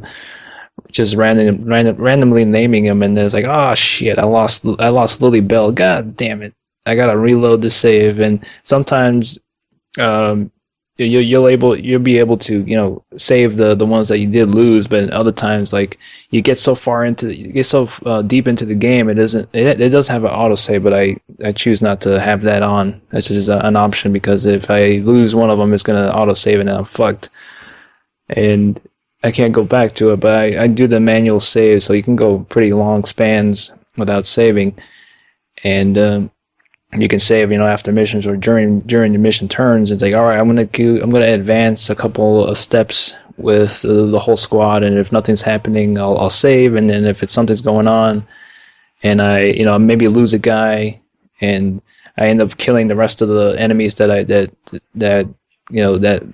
there for that mission alone. It's like, it's a tough decision. I got to sacrifice that one in order to pass this mission, because it's too complex, and I found it damn near impossible to try to save at least one of them, but I ended up losing one. It's like, all right, I'm gonna lose this guy, and just beat the rest of these enemies that are left, and then just move on and get a new soldier into the squad. And they always start off from the lower ranks. When you lose one, usually we'll get a rookie on there. And it's impossible to avoid getting hit. I find it's just that strategy there. It's all based off of kind of percentage, and depending on how high your character has upgraded to, and his rank. It'll depend on whether his shots will be successful or not. And this 65% range and things like that. The closer you get, the higher the chance of you killing an alien and things like that. And even if you're in cover, you can still get hit, whether it be half cover or full cover. It'll depend on the amount of damage you take. Will depend on if you're in full cover, like behind a semi truck, or like in half if you're like hiding behind just a small barricade or something. I got you. And yeah, it's Are there characters you hate in your squad that you just like wear like red shirts and like go out in front of everybody else, like talking about like they're going to go home after they retire in a day? It's like, I don't like you, buddy. Like, well, I just bought this new boat. I'm retiring tomorrow, and me and my wife just had a baby. no, there's not really much of dialogue going on with any of the characters. Just basic kind of command talk is like, all right, moving out to cover and things like that. But if you lose a character, sometimes one of the squad mates will kind of freak out and start and leave and move out of cover and then end up getting shot because he panicked. And sometimes it's just completely random. If you lose a squad mate, sometimes one of them will panic and start shooting at thin air and things like that. And it's so random and spontaneous, and it just adds to that unpredictability that happens if you end up losing a squad member, which it happens quite frequently. And I always see if I can reload the save and try to at least avoid having them killed in order to just pass that mission, because some missions are pretty difficult. They always give you the bigger enemies, and it's impossible to kind of avoid getting shot with any of them. They'll take some damage and wounds, and then after you've finished the mission, the people on your squad who got wounded will kind of be out for a couple days in the game's time. So as you go to a certain part of the XCOM facility, where you can just scan for any alien activity, the world will circle around, and time will pass by really quickly, and you'll see on the bottom left corner that this guy who got injured on the last mission has returned from injuries. So a lot of the times I'm always celebrate. I'm celebrating that they're back, because they already have some good abilities. They have high percent chance of shooting certain enemies from far away, and other times they get really wounded and almost near death, that they'll be out for a really long time, and I have to bring in the rookies to go on the missions, and they're just like starting off from the beginning, so they don't have a lot of health, they don't have as good of accuracy as the other ones do, and some have particular, especially the snipers. The sniper rookies, they can't shoot after they move, so you're kind of fucked on that aspect. So you get like 2 turns to do whatever you want, and shooting an enemy takes away your 2 turns for that character, and you move on to the next one, and then they're on and so forth, and then you could wait for the other alien enemies to do their thing, and going back and forth. I got you. There's that turn-based strategy that they do a really good job of just having really good dynamic camera angles that make it more interesting, instead of just kind of watching from afar, like the isometric type of camera view. Whenever they're moving the cover, it goes to like a very good, interesting camera shot. Just a lot of dynamic camera shots. Kind of like they're always interesting shots, sort of in the way that like Fallout 3 had, like whenever you engaged the bat system and you shot somebody's head off, it was always sort of this very interesting, dynamic sort of looking camera angle, not something that was like pre-canned animation that gets boring after a while. Exactly. Yeah, I'm digging it a lot. It's a lot of fun. I'm currently, I don't know how far I am in the game. I don't even know when it's gonna end, but I'm enjoying every moment of it. I'm kind of stuck at the moment, because there are these kind of bigger grunt type of enemies that there's so much of them.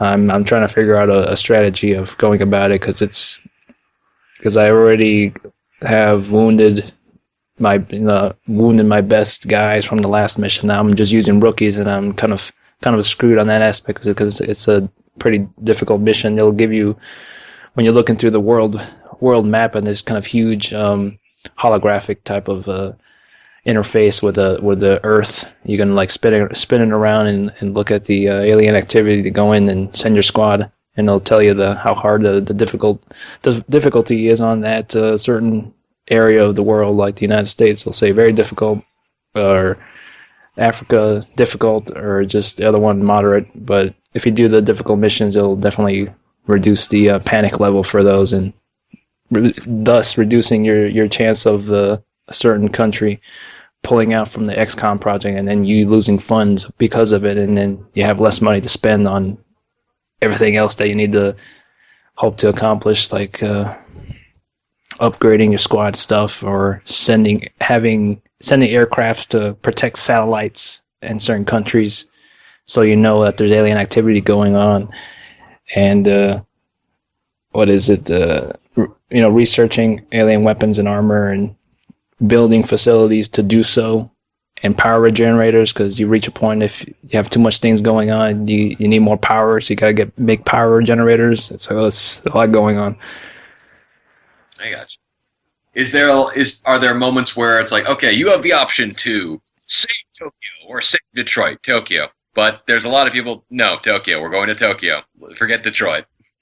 Yeah, you get those moments where both of them are on the same kind of near the high panic level, so you just have to choose one, and each mission you take will have its benefits. One country will give you money, other will give you high ranking scientist or soldier, which could be very beneficial for future missions. You can use that guy for if he's a good sniper, things like that.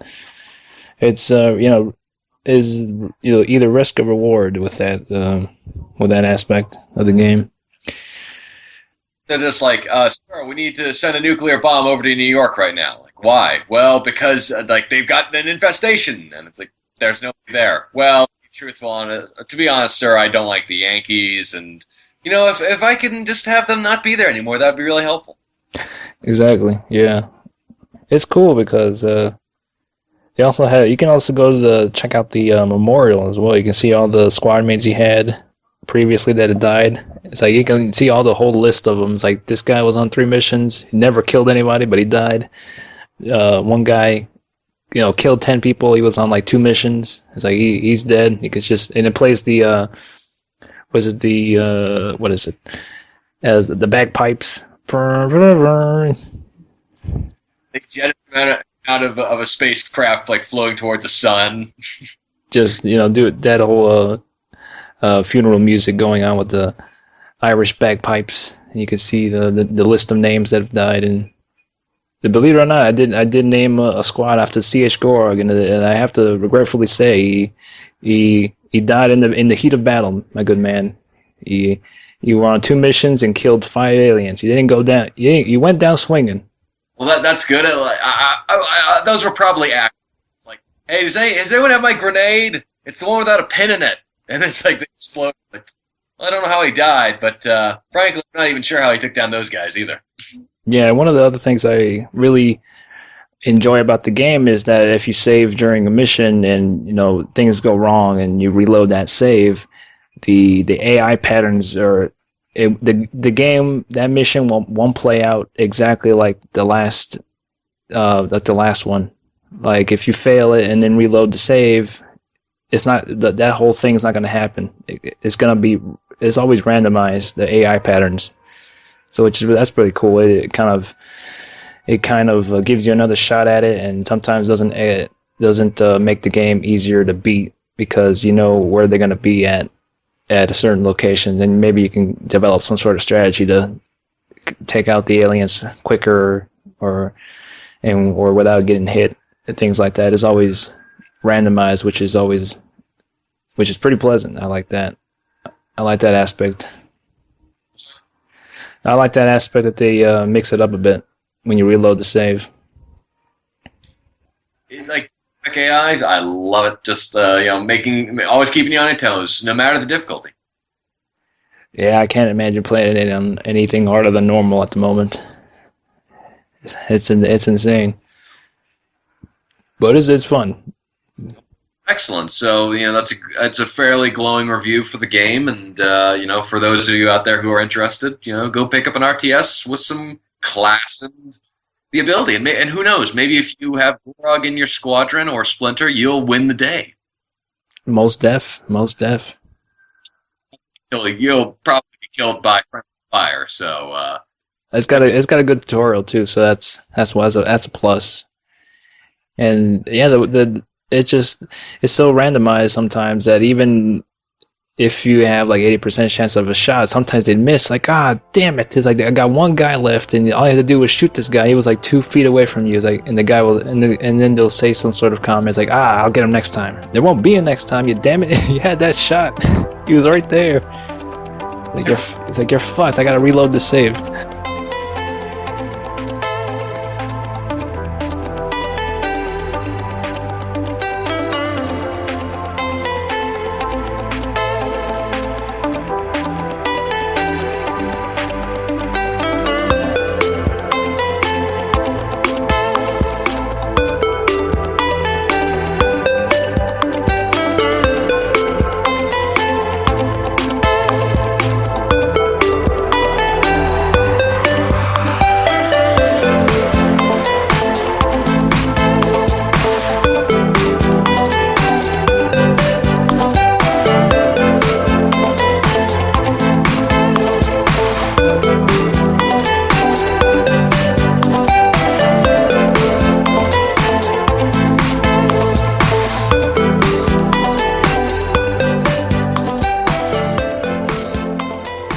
back. Hello, hello, ladies and germs. Back from our party break. Yes, yes, indeed, and it was certainly a delightful party. It was a nice soiree, Mad Men-esque almost, where and a glass of scotch and a nice tux, talking to fine ladies and smoking cigarettes, thinking that they're good for my health. Yeah, I gotta start watching Mad Men. It's gonna make me a smoker and an alcoholic one of these days. And a misogynist, let's not forget that one. Oh, dude, there's so much misogyny going on in there. It reminds me of that scene in a James Bond film where he's getting a massage from this lady, and I think M comes in. He's like, well, Bond, we need to talk. He's like, okay, I'll hold on one second. He gets up and goes to the woman. And he just slaps her on the ass. He goes, "You better leave, man talk." It's like, oh wow, that could not fly in this day and age. It cracks me up. It cracks me up, but goddamn, there's a lot of that going on. I think I'm on the last season from the recently last season. I'm currently like in the middle of like the first episode. So yeah, there's so much going on with Don, man. Every relationship he's in, I do not see a happy ending to him. Any of the happy endings going on with that. Well, no. Yeah, it's strange. I don't want to get into that the whole discussion there, but it's interesting. I like the show a lot just to see how things unfoil, especially with Don's relationships. Even like the normal one he had with that one chick at work. That was like the most normal one he had, and then he had to fuck it up. He had to fuck it up. He's not exactly 10 for 10. And that's what I kind of like about him. He's not perfect. He's not perfect by any stretch of the imagination, but he's a good character. Yes, yes, indeed. And I kind of hope that it is one of those. It's a deconstruction piece of just like, okay, wow, like these institutions and these kind of attitudes were kind of outdated and more hindering a society than I think people back then thought. But I like Don Draper. I certainly like John Hamm as the character, and I'm looking forward to where the story goes. Yeah, it's fantastic. I love the whole period piece. It's really well done. Mm-hmm. Yeah, it is very well done, and same thing with Breaking Bad and Walking Dead, and the thing is, like, I don't know about you, but for me, I'm getting really tired of depressing TV shows and films and comic books, and this idea, like for instance, look at our generation compared to generation during the '60s, where you have media like Star Trek, which is just very hopeful and very like, okay, in the future we'll band together and then have these adventures, but we'll always come back on top, even in tragedies, because we're good. And now it's just like, oh God, there is no hope. Everything is terrible. What are we going to do? Yeah, I guess it's just mimicking what's kind of going on in that time period, much like now, I guess.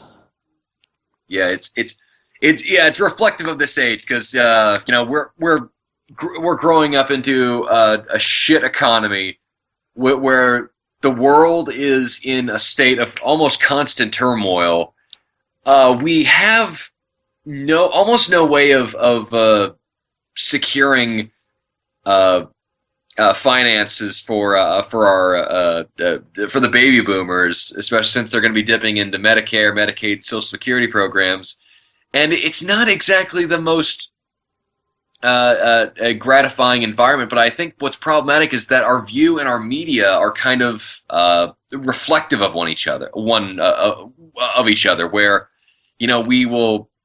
We'll see the media and then we'll think that's a depiction of life, and then just take that back with us into real life. And the media influences our behavior, which influences our media, and it's just this vicious cycle of seeing and then acting upon it. Monkey see, monkey do. Media reminds me of 007 GoldenEye. Was it GoldenEye or the guy was creating news stories? I just always.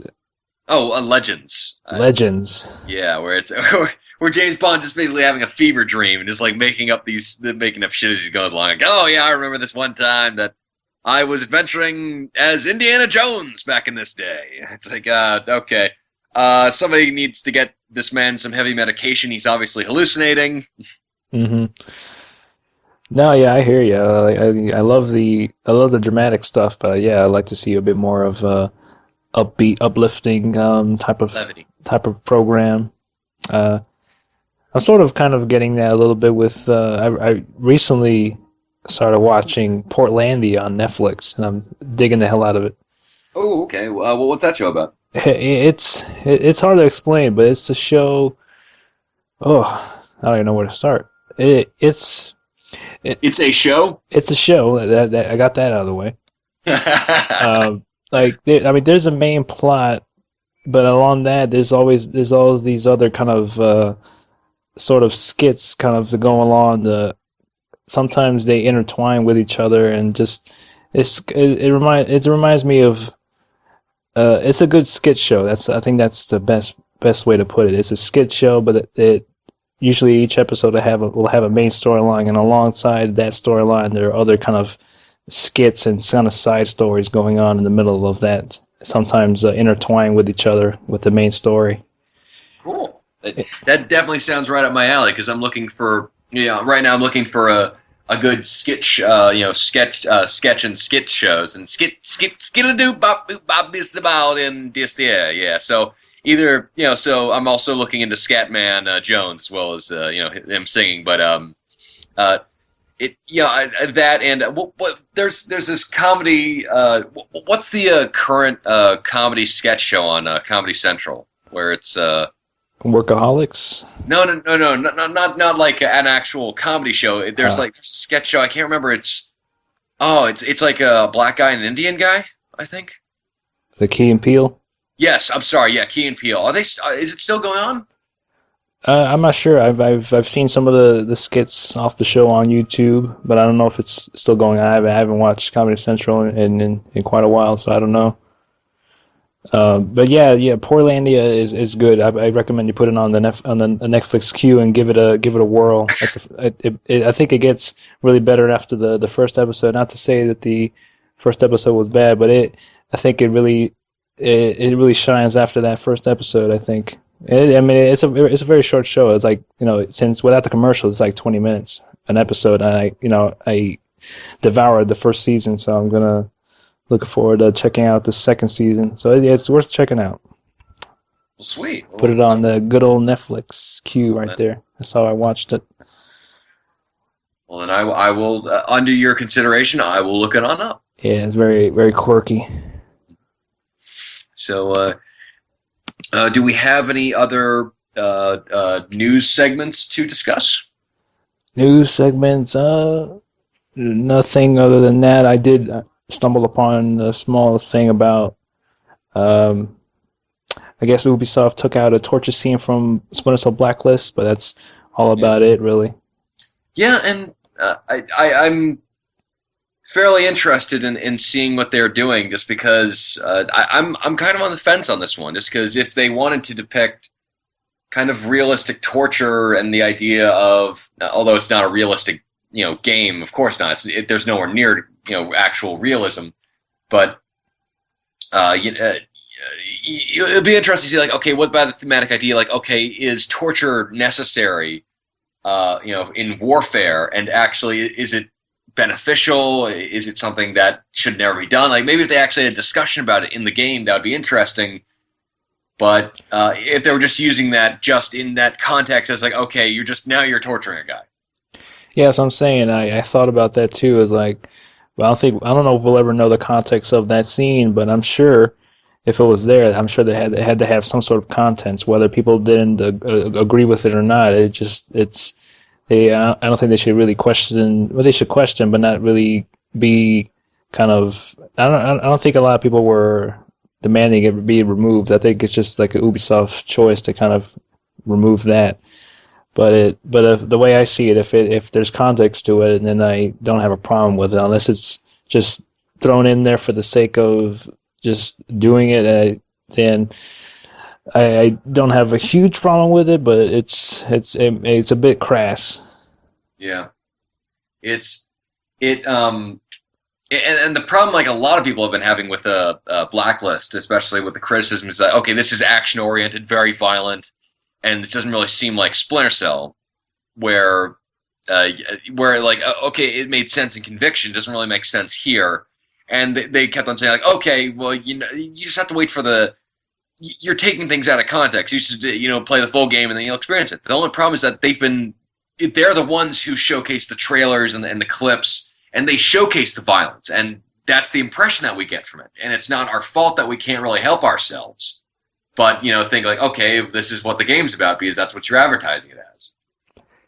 Yeah, it's just one of those things. They have to showcase something in order to get people talking or get some sort of interest, and then they always have some sort of kind of marketing schemes that sometimes benefit the game, or sometimes they'll just I guess drive people away from it a bit because of its kind of depiction of some of the scenes that are out of context, which works sometimes. Sometimes it doesn't.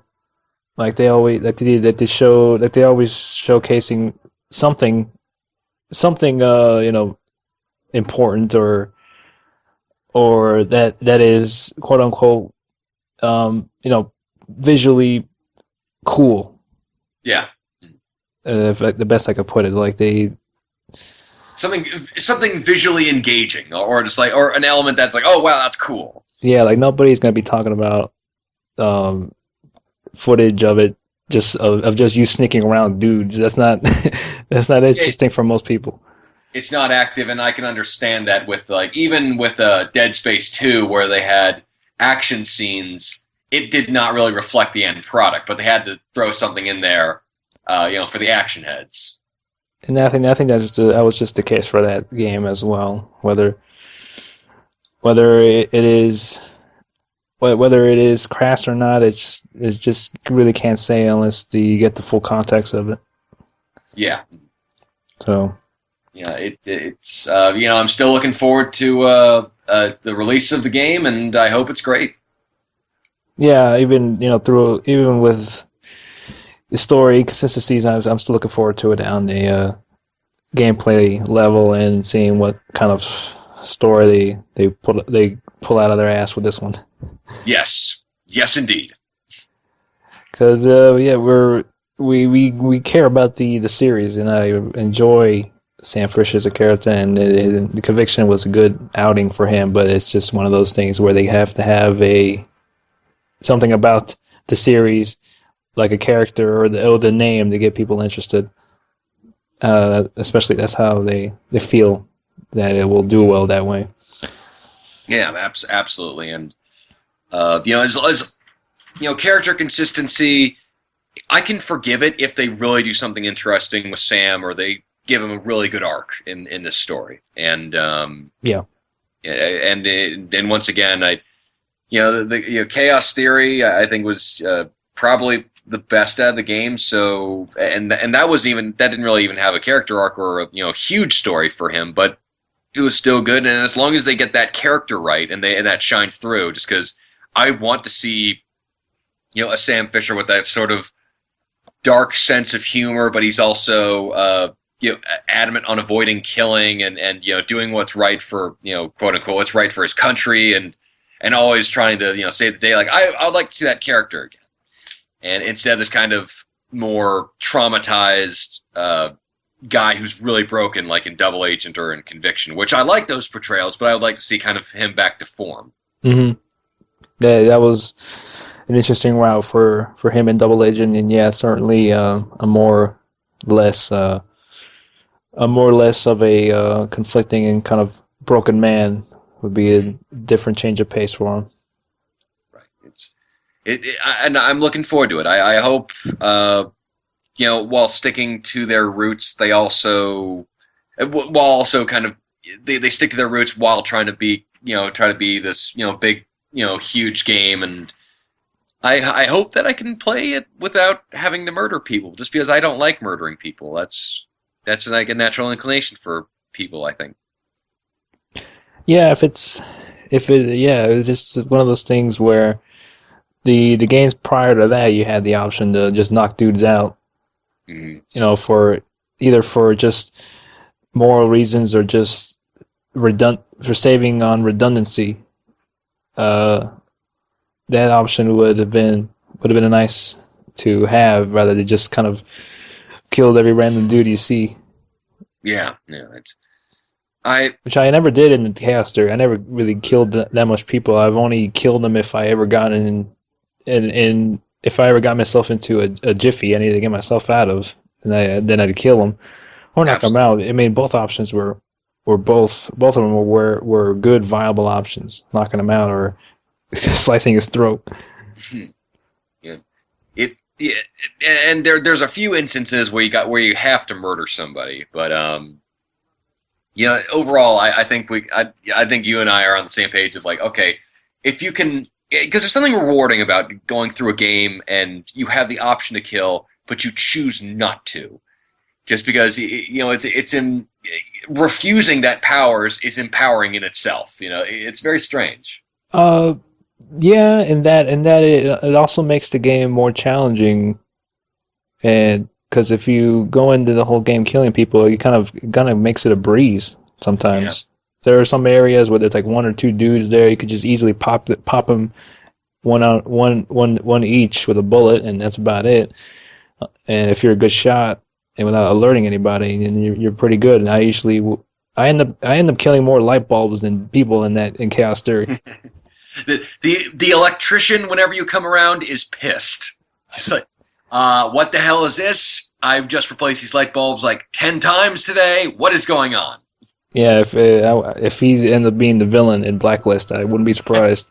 Just like this coalition of electricians who are mad, and carpenters are mad at Sam Fisher and Third Echelon for bursting like all their light bulbs and breaking all their doors. It's like we must kill Sam Fisher before he strikes again. Yeah, that got me to thinking because that was, yeah, I mean that was an option, and the other option will be making more challenging is having you kind of watch their patterns and then wait for an opening and just walk by them. That in and of itself made it a more engaging approach to that game, and also just popping heads off was an easier approach too if it got too hasty. But sometimes what they did well with that series that they always had NPC dialogue that really you kind of get to know some of the just random NPCs throughout those levels a bit more and kind of get a sense of what they're all about. And initially, not really all that bad guys, they're just kind of doing No, doing their job. they're regular guys. I love one of the first guys you come across is these two guards who are just talking about a soccer game. Or they also say a bunch of other stuff if you get the right moment, but they're just like, and he's like, oh wow, I can't believe that guy he got traded on over. It's like, oh, what did Lord kill me now? What's going on? Why did he go on over to that other team? And then you have like these other people who are just like, their conversation can be like serious, it can be funny. Like one of my favorite ones is in Chaos Theory is one of the guys who just like, oh, you see these motion sensing lights? You walk by them and they turn on like magic. Oh, that's incredible. Yeah, it's fun to mess with them when after they finish their dialogue and just having them get killed by the lasers or things like that. It Yeah, is. Oh, like I love the fact that hearing that dialogue, even though you didn't really get to hear that in Conviction, where NPCs were a huge thing because you didn't really have the ability to take people hostage and interrogate them. But like when you were like walking down in DC, where you could listen to people talking, and like that really adds to uh, the sense that this world actually exists, where you have people like talking, like giving each other dialogues and very, very insightful things and funny things, and it's very well done. And I have to applaud Ubisoft Montreal for it, and also Ubisoft Shanghai for having very good dialogue in the series. yeah, it created atmosphere, and that's what it did well. And yeah, those were the main reasons why I never really found a reason to kill any of the NPCs unless I absolutely needed to because I couldn't get past a certain part. Like, I get out of my way. I'm gonna go. I'm 'Cause out. I'm out of sticky shockers. I'm gonna shoot him in the head just to get past this because I'm not good at sneaking. That's the only kind of reasons I chose that route. But most of the time, I just knocked them out just to get past an area right. or through bottles to distract them. Things like that. Yeah, there was just so many ways to go about it. That's what I dug about it, and just even getting myself caught in one of those missions just to hear that extra dialogue again, and just getting out in a cool fashion after Oh being yeah, yeah. interrogated. The Japanese interrogation room. Yeah, I had no idea that I was there until I messed up by accident, and then I got sticky shock. I was like, oh crap, is the game over? And then I gotta restart this. It's like, no, it just like went to black and then faded back into Sam in a room getting interrogated. Oh, that was awesome. I like those little, especially like little touches. I love it. Like when a game is good, I love that. But when they also include like little touches like that, where you can have the option to do this one cool little side mission if you go down this one particular path. That's awesome too. Yeah, that was fantastic. So, but yeah, in Conviction, they were always kind of on guard. They didn't have, they were always like out to get you most of the time. Like even the NPC dialogue is usually just like, oh god, this guy's gonna come, he's gonna kill us, and everybody's kind of like very tense. Yeah, that was always the feeling for every kind of mission you were in. Yeah, because They all knew you were coming. yeah, it was a desperate struggle. So yeah, we'll see. I mean, I've read reports on that it is completely viable to go about the game stealthily, and you only have to kill the Minimum. the minimum dudes that pertain to the story. Yeah, well, but I certainly hope so because I like not killing people. Man, what a strange turn of events! How we you see, Fox. This is violent video games. It's not making us violent. Exactly. If anything, it's making us respect people more because what they have to say is interesting and intriguing, and we're empathetic and sympathetic. So maybe you should take lessons from them because my sympathy and empathy is not with you. God damn, that's so serious.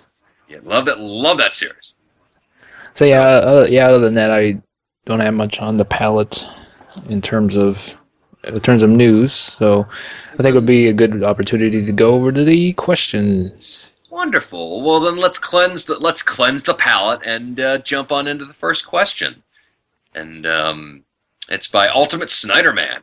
And he says, with Black History Month already here, I have to ask, what are some of your favorite African American characters in gaming, and why?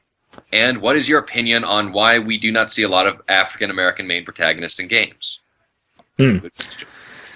Yeah, this is a pretty good question. But most of these, some of the characters I could think of, I do like not because of their character, not really because they're African American, but they just happen to be so. But I mean, quite recently, we can really easily say both you and I probably will both agree that Lee Everett is pretty kind of the best one. Love him. That fantastic character. He is just an enjoyable character. He is a wholly realized character, and even though you can alter like his personality to some people, there's still a core of personality and humanity to him, which is constant throughout every single action decision, which is very interesting how they do that. And great, fantastic protagonist, and Yeah, he's not the Coltrane. that would have been problematic. It was just like Walking Dead, like, woo, taking out these zombies here, yeah. I don't think that they're doing too good for the portrayal of African.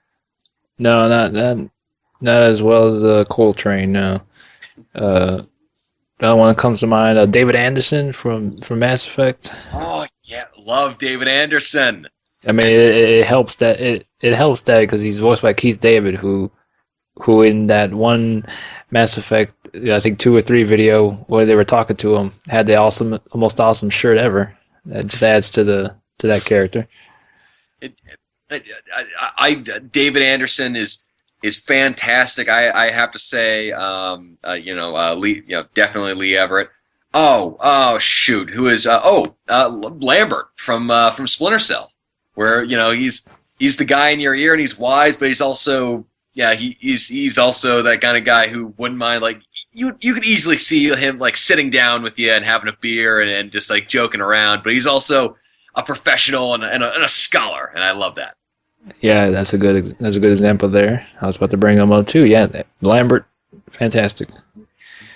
And I'd say Jacob Taylor, although he doesn't really get a lot of love in the Mass Effect universe fandom. I have a particular soft spot for Jacob just because he's a good guy. He's just a straight up honest, hardworking individual who he's not. Well, I think he's the least interesting character in Mass Effect 2 for your squad, just because of the fact that he doesn't really have any flaws about him. And with him, it's this sort of the most he has to get over is something concerning his father. But besides that, he's a downright good character, and he's a good man, and he's just he's a great guy, and you can honestly see just like okay, he could get along with anybody. Like he could get thrown into a crowd of any social gathering and just be welcomed with open arms, unless it's a KKK rally, which I don't want to see any of my favorite characters in, just because that is not a beneficial place for anybody. Yeah. Jacob Taylor doesn't get too much love for the most part. I don't know if he would, if compared to, I don't know, compared to what's his name. God damn, I forgot the newer one that got introduced in 3. Uh, Um, who do you? I completely forgot his name. It's not because he's forgettable. I just forgot his name. oh, Well, shoot! I think I know who you're talking about. What part is he in? he's in Mass Effect 3, voiced by Freddie Prinze Jr. James Oh, Vega. James Vega. I thought he was Hispanic. No, he's not black. I'm just saying that him and you could. I don't know if people will choose Jacob or him because it's one of those two underrated ones. Yeah, but well, Vega. I think Vega is a little bit more interesting because he's the kind of fresh pair of eyes brought into the fandom, as well as this. Like okay, he's the guy who's kind of questioning what everybody's doing, and Shepard's had to make the hard decisions, and so have the crew seen this, and so Vega's kind of the new guy, just saying like, okay, why are we doing this? Who's doing that? And he's enthusiastic about life. He's very I think he's wrongly labeled as a dude bro. I just think he has this energetic lust for life that I don't think a lot of these other characters do, and he's just this guy who is so almost charmingly naive about the world that you can't help but like him to an extent. And just saying that he's a dude bro just kind of really covers up the fact that he's actually a well-made character. Every single one of the Mass Effect characters is well realized. I just think that he just kind of like what do you prefer in a character? Yeah, I gotta go with that for the most part. You're right. Jacob Taylor doesn't get much love, but he is genuinely a good dude. But like you said, not the most interesting of the punch. If you compared him to everybody else on there, it's kind of hard to pick him over the other characters in the game. But yeah, he's fine. James Vegas is good. After watching that Mass Effect anime movie they really added a lot to that character. I think I got a sense of he really idealizes Shepard and wants to have similar morals that he does, and then he in that movie he was faced with a moral dilemma of choice and just choosing either side that will end up in just in losses for either choice he makes. It's just making the hard decision, just like Shepard. Well, I haven't seen that movie, so I'm looking forward to it. Yeah, I didn't think it was that bad. I think I liked him a lot more after watching it. I think that's just me.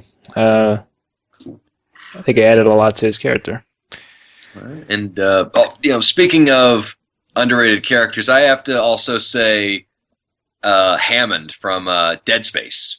I think he's a great character because he's this guy who's put into put in charge of the situation, and you expect him to fall in line with kind of governmental procedures, but he's human enough to the point where he's saying, no, this is wrong, and we got to turn around and say, forget the system. We're going to survive. And I think like that's a great character, and what happens to him in the story is actually very, very. I don't want to say it to be just because it might be a spoiler territory, but I think it's a very, very good arc for him, and I always liked him. Whoa, yes, I had an advertisement play out in my head. No worries. Big Bo from Black Binary Domain. I know he's been a polarizing character for some, but I generally find him endearing and one dude I like to have a drink with. And you know what? A polarizing character who people are wondering whether or not like they're good or not is Sergeant Major Avery Jr. Johnson from the Halo series. I'm a big fan of the good old Sergeant, just because I think he's energetic, and he loves the Corps, and he can crack off one-liners and like let's take these these alien sons of guns. But there are also moments where once that drops, you can really see that he's a serious character, and that makes him so much more fascinating. And I think that dichotomy of being humorous, like to try to cover up the fact that he actually kind of has this very sensitive core, like makes him a very, very cool character. And also just as a little side note, I love the character of Jade in Mortal Kombat, just because I'm drooling just every time I say like that is. If there was a woman like that in real life, I would pray to whatever God would hear me and thank them for the bounty that we have received visually. Well said. Also, what is Vin Diesel? I'm not sure. What is he's African? I think. Oh, that's a good question. What we could just because if that's the case, then I absolutely love Riddick from Chronicles of Riddick: Escape from Butcher Bay. But I don't know what he qualifies. It's like him, Tiger Woods, and Keanu Reeves are on a beach somewhere, just like on a racially questionable island where it's like we don't know what to do with these guys. Let's send them over here. Like Jonathan Holmes. Like Jonathan Holmes, or I think like there are characters who black characters who can excel at kind of being enjoyable and entertaining, but like Coltrane, I wanted to see that growth from him in like Gears of War 3, where it was like borderline, like he's the guy who's like, oh yeah, the Coltrane, woo, having a fun time. But then like there's these moments of like, okay, he could be like this really interesting character, but then like no, they're gonna pull back and just show like, no, he's just this big dumb kid, and Well, to answer your question, apparently Vin Diesel is half African American, half Italian. Oh, interesting. Okay. If the internet proves right.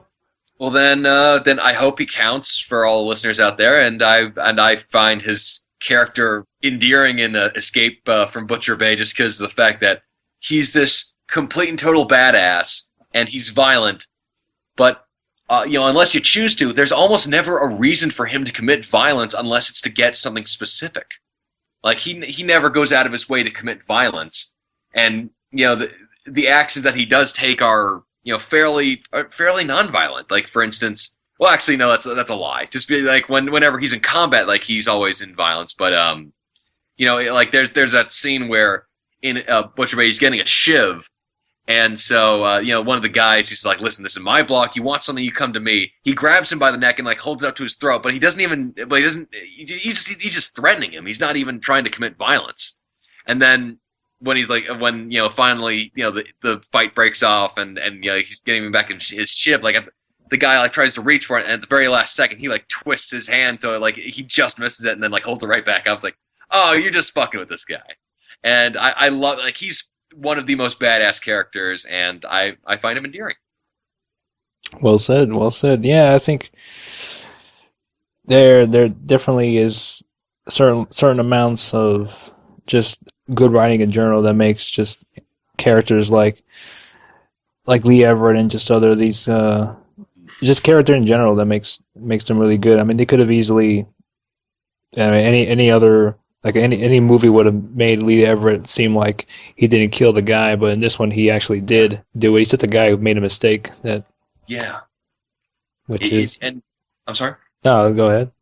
Oh, I'm just saying that yeah, that's great writing, and just that it's all the characters are flawed and they're complicated because like even with the characters like Larry, who you hate the guy just because he's this huge asshole to you, and at first you could say you have a dialogue option say like, oh, he's just a racist asshole, but like when you actually get down to the bottom of it, he's just this guy who wants to protect like his only family left, and he thinks that you're a you are a threat just because of your background and history, and it's and like even if you don't like the character, you can see where they're coming from, and that's what I love about Lee Everett. He is complicated, he is flawed, he's a real human being, and that's what I love about him, and that's what I hope that more both cinema, television, and video games address that. They're these people. They could show the best or worst aspects of humanity, but at the very end of the day, they're human, and they have all this cavalcade of different things about them. Yeah, I think that's why I find my favorite characters that way, that they're not perfect. I don't like perfect characters. They have to have some sort of flaw to make Yeah, them more just real. yeah. And then to answer the second part of the question, Snyder Man, why do you not see a lot of African American main protagonists in games? I think that's partially because the people in the industry, kind of who started up and who have kept it going along, have been have been white males, and because of that, I think that's kind of how things have started off and how things have been kind of been traditionally. Like they're either kind of white males on the western end, or in like for instance like Japanese video game companies, they're Asian protagonists, and usually male Asian protagonists, and because of that, I think it's just kind of how the culture started off and how it kept going, and I think we're getting better. It's certainly not great, and I want to see more characters of different colors, just because there's and them as protagonists and not just really as side characters, because that's side characters are good, but I want to play more different characters, because that variety is the spice of life. And with African American characters, I think it's getting better. But I like, and definitely with Lee Everett, I hope this shows to developers that you don't always need to have the white guy with white guy with blue eyes and black hair and a stubble to have your game sell. Where you can have a main character who is really, just as anyone could see, just a nice person and a real human being, and that actually make the gameplay work well as the story. Yeah, we're getting there. I want to say these were perfect examples, but we did have a black protagonist in the sequel to True Crime and Grand Theft Auto Liberty City. Was it? Oh, San Andreas. San Andreas. I'm not a big fan of CJ. I mean, people can like him, but I don't think those characters were that deep. No, not really, but this was. But at least they were. He also plays Snoopy Dogg protagonist. in True Crimes, so Oh, that's always cool. good. And Snoop Dogg was in one of the greatest movies of all time, Soul Plane, which all black people should be proud of as their cultural, as their gift to the world for their race. That or Friday, we got an all-star cast from Friday. Now you got knocked the fuck out. Uh, But yeah, African Americans as main protagonists, I want to see more of that. It also happened in Prototype 2. I haven't played the game yet, but they switched over to a black protagonist, and I hope that's a sign of things to come. I do like the fact that the Left 4 Dead series, you have a lot of black protagonists like Rochelle, Coach, and I can't remember his name. Not Ellis. In the first game, there was he was like the office worker. I don't recall. Yeah, but I liked him too just because he was like the normal guy of the bunch. Like everybody else, like like the old grizzled war veteran, the hard ass biker, and the chick who kind of like has all the horror knowledge of like genres and survival skills. And then there's just like this regular office worker. Like I don't know what the hell is going on. And 50 Cent, Blood in the Sand. Got that. 50 Cent. If you want to see the Theodore Roosevelt of our generation, you have 50 Cent. And some of the fighters in Def Jam. Def Jam, and also you have some wonderful characters in the Wu-Tang Clan got their own game. Yes, they did. I can't believe I forgot that one. Yeah, the Wu-Tang Clan. Who was that? The fat guy who was riding on the bicycle in Punch-Out. Ah, damn it! How did I forget? I can't remember his name. I think is it just like Coach? Let's go with that. Who was it? I don't know. Who was it? Mike Tyson and Punch-Out. Yeah, yeah, and but I think representation of minority groups is getting better, but it's certainly not at the point where it's great. Well, we're getting there. At least we got a pretty relatively decent Native American character in Assassin's Creed 3. Yeah, in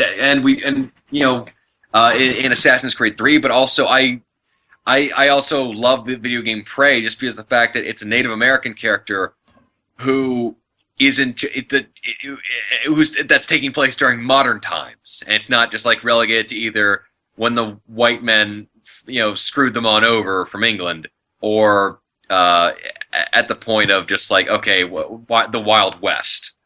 Like seeing them outside of that, that was seeing great, and I just want to see more. Like I also really like Tommy in Prey, just because he's this guy who's conflicted about either staying on the reservation with his kind of family, but kind of seeing no future for himself.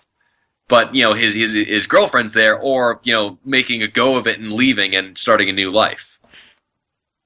Very nice. Yeah, eventually we'll get there. And come on, at least you got two black guys in Deadly Premonition. Very, very, very true. I cannot. Let's see. One named Usher, the doctor, and the other the number 23. Yes. Well, it's nice to see that. I would love. Well, at least it's an issue that's being addressed at least a little bit more. And and it's starting to get a lot better representation. And what about more redheads?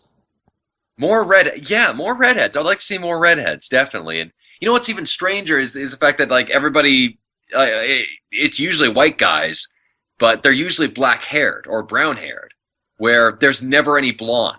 There's no blonde variation. The only like white guy with blonde hair that I can recall in recent memory is Monkey from Enslaved. Yeah, that's probably. That was like a style. Like he just had like frosted tips. That wasn't even like I don't even think that was like natural hair. Oh, Super Saiyan there. Yeah. Where the hell did you find a barber shop in the middle of a post-apocalyptic world? Yeah, that was what the game was initially. That was the game. Well, that's what it was all about metaphorically. It's just looking for hair gel. You must release me from this enslavement so I can get a good haircut. So yeah, thanks for the question there, Ultimate Snyder Man. Hope we answered your question. Yeah, thank you very much. What else you got on the palette there, my good man? On the next question is Transmorpher, and she asks, game pitch, a third-person game where you time travel through different time periods and gameplay that complements it. That's all I got to say. Yay or nay? And there's also a second question, but let's answer the first one. Yay. Yeah, hell yeah. I'd love to see that. Like maybe World War II, and then you can go into the future, and maybe that'll be like a little bit like Time Splitters, crazy weapons, or like Ratchet and Clank and Jack and Daxter. But then you can go back to World War One, which is like all the guns that that take a while to reload, or like flash back to the Civil War where it takes about 18 minutes to reload a weapon, or going back and forth in time, and maybe being an archer in the Chinese army. That would be really cool. Like that's one of the reasons why I was actually gravitating towards Darkest of Days, which was that time travel first person shooter game where you time travel, and it's kind of like a violent version of Time Squad, where you go out back and you kill certain members of a war to prevent the future from collapsing, and so you're kind of like a time cop, and Oh or shit! and but the gameplay didn't really stack up, but it was still a very interesting idea. So I'd love to see more of that. Yeah, I can't think of a plot for it, but it would be it'd be I'd be pretty impressed if they made like an eclectic game where there's so many different newer gameplay mechanics being introduced to you when you go to different time periods. Where one is like a simulator of the printing press, the other is the you flashback as Gutenberg, just like written like press X to align the R letter. like a whole big puzzle on fixing the printers for the newspapers. Oh, that would be brilliant. I don't know. I think Transmorphers it's got something here, but it's overly ambitious. Yeah, I mean, like maybe they could design it like maybe WarioWare esque, where it's like okay, you can do like little mini games throughout time and enjoy the fruits of your labor, but um, and going back and forth and trying out different things like that'd be cool. But if like one of the big companies or even one of the small companies like took a risk on it, like that'd be cool. Yeah, I'd definitely be down for that.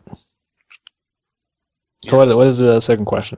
The second question is any predictions on what Sony has planned on their February 20th press conference? They've been like PlayStation 2013, be there or screw you. Be there or be square. That's a good question. I don't think they're going to be doing anything particular with the Vita. I could say that. What gave it away? The fact that they don't have anything going on with the Vita right now? Exactly. I don't know. Maybe possibly PS4 things. I don't know.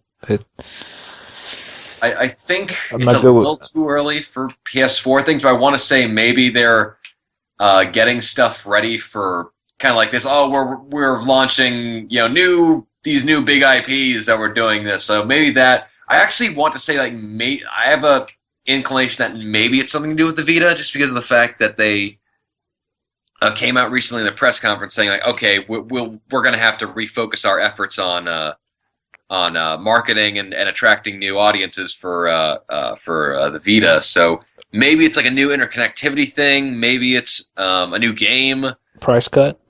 Price, that would be huge, a price cut, just because they've been very adamant on not giving a price cut for either the Vita or the PlayStation 3 for a very long time.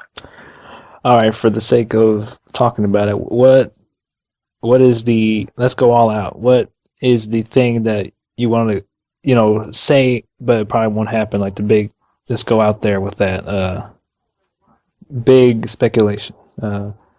Last Guardian, but I don't think that'll happen. Yeah, I would love to say Last Guardian, but I don't think that's going to be it. PlayStation Connect. We're actually getting games out for the Move. Like, oh my god, that's incredible. The spiritual successor for the Move. Yes. The double move. Where all you have to do is where you connect two of them together like nunchucks, and then it's like throw them around. Things like that. Yeah, I can. It's I would also probably have to. I don't know, like maybe they're saying like they're fully acquiring the studio that made Flower and and Journey, just because that company just recently went bankrupt, and that was actually because that they went over budget and then over time, making sure that the game was as good as possible. And those are guys dedicated to their damn craft. So if Sony, announces that they're buying them up just like Microsoft did with Twisted Pixel, more power to them. Just because those guys work so hard on their games, and what they're doing, what their type of games are is just outstanding, and just something that I think that we need intellectually in the market. Banjo-Kazooie remake. Okay, now screw what I just said. Let's get the Banjo-Kazooie remake going on. And it's, I think nobody was more excited for a Banjo-Kazooie game than myself when it was announced for the Xbox, and then it's like, oh, it turns out that it's nothing at all like Banjo-Kazooie. It's a racing game. It's a racing game where you build the racing cars, because that's what I really love about that Banjo-Kazooie games. It's one of those series that got the the short end of the stick, and it got just turned into its recent iterations have been turned into racing games. Yeah, what is that? What is this like natural knee-jerk reaction when like a franchise goes on for long? It's like, we need to make a kart racing game. Yeah, it's so weird. I know. I'm sorry. Yeah, it's so weird. It's like, I know Mario really did it well, just because with Mario Kart, and I don't know. Like, all the other ones seem to be kind of like, okay, they're good, but they're no Mario Kart. But it's very odd. I don't know what it is. Like, even Mortal Kombat had racing game.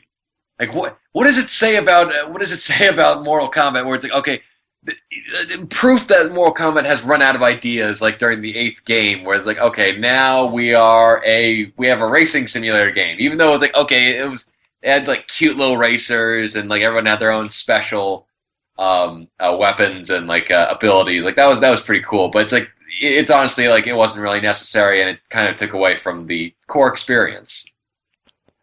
Yeah, we'll have to see what's going down. Who knows?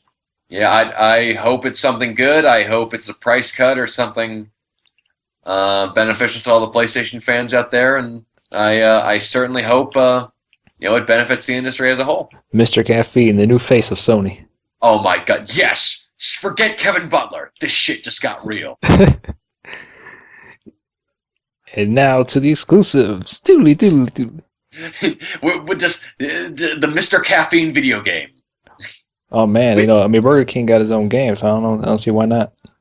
And it's even better. Just like, okay, how about he is actually the main protagonist in The Last Guardian? There you go. I'm buying a PS3. Day one purchase. Yeah. So. Yeah. Thanks for the question. Yeah. Thank you very much, Transmorpher. And so we move on to the last questione from Jack Burton. And he says, do you guys have any plans for your next game purchases? After buying Dead Space 3, I only have enough cash in my gaming budget for Bioshock Infinite. That's a lot of good games I'll have to pass on between now and then and the release of Bioshock. And I agree. I'm getting pretty economically stingy right now just because of kind of the financial situation. Yeah, I've been toning down a bit of the purchases I've been making through PC games. There were a lot of kind of PC games that went on sale, either through Steam or Good Old Games that I just impulse purchased, and some of them I haven't played yet. So I've been meaning to get to that and kind of reducing that kind of knee-jerk reaction to buy things just because they're cheap. It's so easy. It just adds up eventually. Yeah. It's like I bought 20 games for 99 cents, and then I ended up spending more than I initially planned. It is quite a dilemma when it's like Steam. They have all these great sales, and then you never have the time to actually play all the games that you have on the sales. Like, I have 48 games, but I only paid $2. Yeah, this isn't. Now that I think about it, Isn't Aliens Colonial Marines coming out this week? I think so. I think either they or Aliens, Colonial Marines, as well as Metal Gear Rising: Revengeance, which I'm really on the fence about, just because I didn't really take to the combat as well as DMC Devil May Cry, and so I'm not sure. I'm thinking maybe I'll just wait until it gets a bit cheaper. Yeah, I probably did the same. I did play the demo. I dug it for the most part, but nothing too. I wasn't too crazy about it. Uh, Yeah. I always ended up somehow moving the camera like all the way up into the sky when I'm doing those free slices. I don't know. I gotta get used to the controls. Yeah, it took me so long to figure out that parrying system. It's like, okay, you have to you can press forward and X, like, but apparently someone has to be attacking you while you're pressing forward and X, or like right at that moment, and it's not just like a button that you could press to bring up your guard, or even just for like a split second. Yeah, that was strange. But But yeah. yeah, I'm sure it's just something that you gotta get used to. But yeah, I mean, yeah, it played fine, but I don't know. Yeah. Not too keen on seeing a game with Raiden in it, really. Yeah, well, I once again, like, I think Raiden is an okay character that Kojima really didn't think about all the way through, especially with kind of how he was marketing the game, and just like things like, hey, you know what? You know what's great in this warlike setting? An existential crisis, or perhaps somebody or your girlfriend yelling at you for forgetting her, the day that you met. It's like, I don't think this is a good idea for this kind of game, but whatever the case may be. And I'm also not really digging the fact that they're trying to make Raiden really dark, where, Hmm. where there's my blade seeks vengeance, and he also sounds like a character from Transformers, which doesn't really help. It's like, okay, just use your natural tone of voice and just, I don't know. It seems like they're trying to make Raiden too much of a badass. Does the game have a combo list or anything? 'Cause I don't know. I've been trying to figure out like there any combos I could do like Bayonetta, and I couldn't really pull up anything to figure out. I don't know. I didn't really uh, invest too much time with it. I just kind of skimmed through it and skipped the cutscenes. Yeah, there's no real combo list. It's mostly just like, okay, X and Y and whatever you want. Yeah, that's why I didn't completely latch onto it as much because there's not really much of that kind of satisfaction of doing some certain combos that look cool to do and are pretty powerful. Like just in Bayonetta doing those combos and having that heel kick and just having that hair, using her hair to just form into a leg and with heels on, just slamming on the enemies are just satisfying to see and do. It I just whip like my this hair one, back and forth. I whip my hair back and forth. like with this one, it just didn't seem like there was much of a end No. game with doing just button mashing.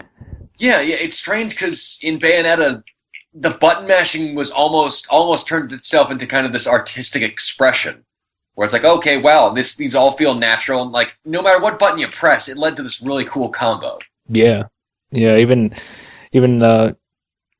yeah, there were so many combos to do, and the ones I did that worked. I kept doing it and doing it, and that's how I remembered it. And it works, and it works too that you could just practice while the game's loading.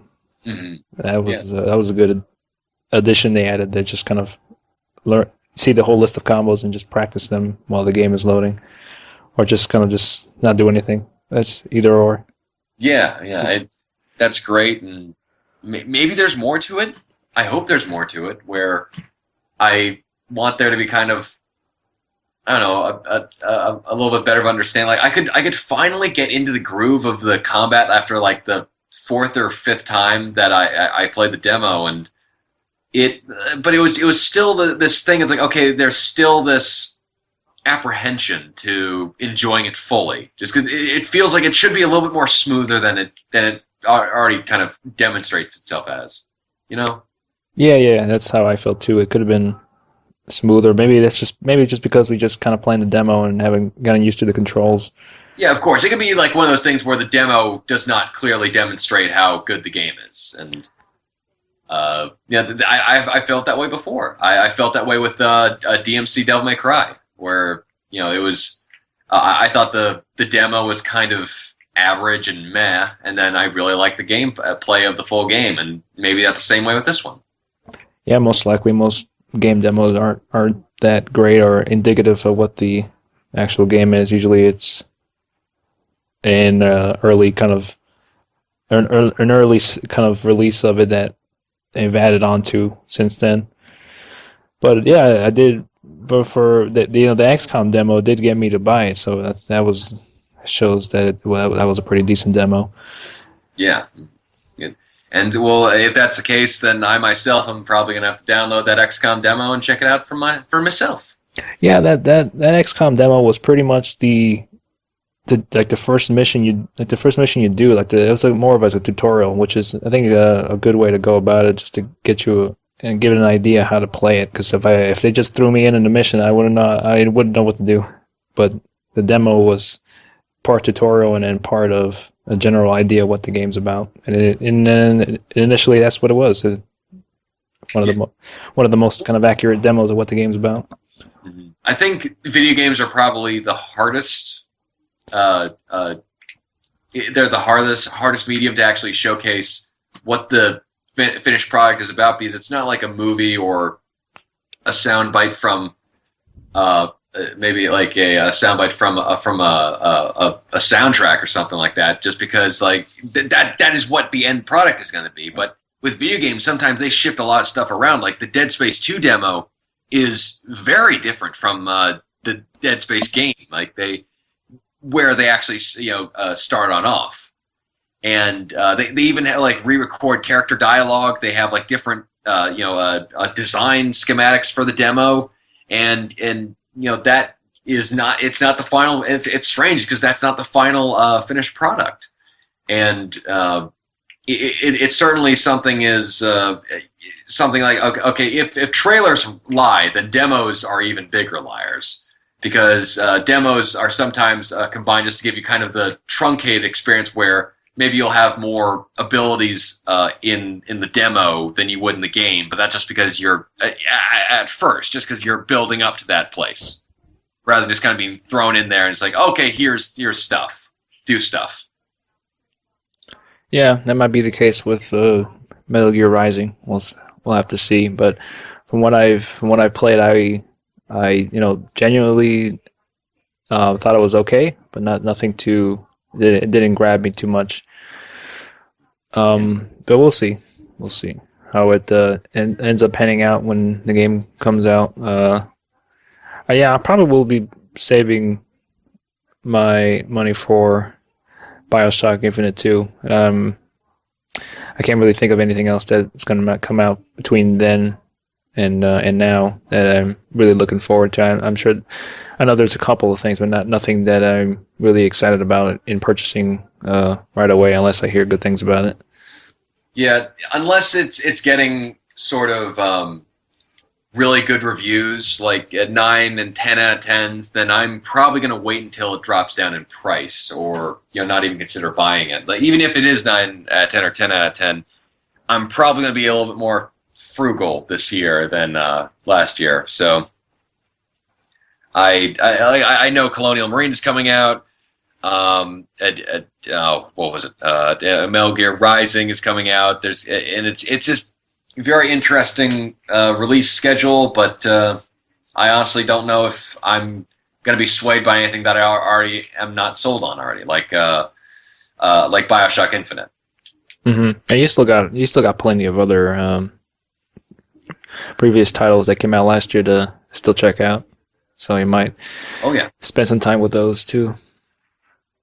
No, yeah, absolutely. There's a bunch of new titles like Mark of the Ninja. I wanted to get, and they really missed an opportunity to name for brilliance in that game, because the ninja is not named Mark, and that would have been just great. Just like Mark of the Ninja, you play Mark. That is brilliant. 10 out of 10. All the stars. Give him an award.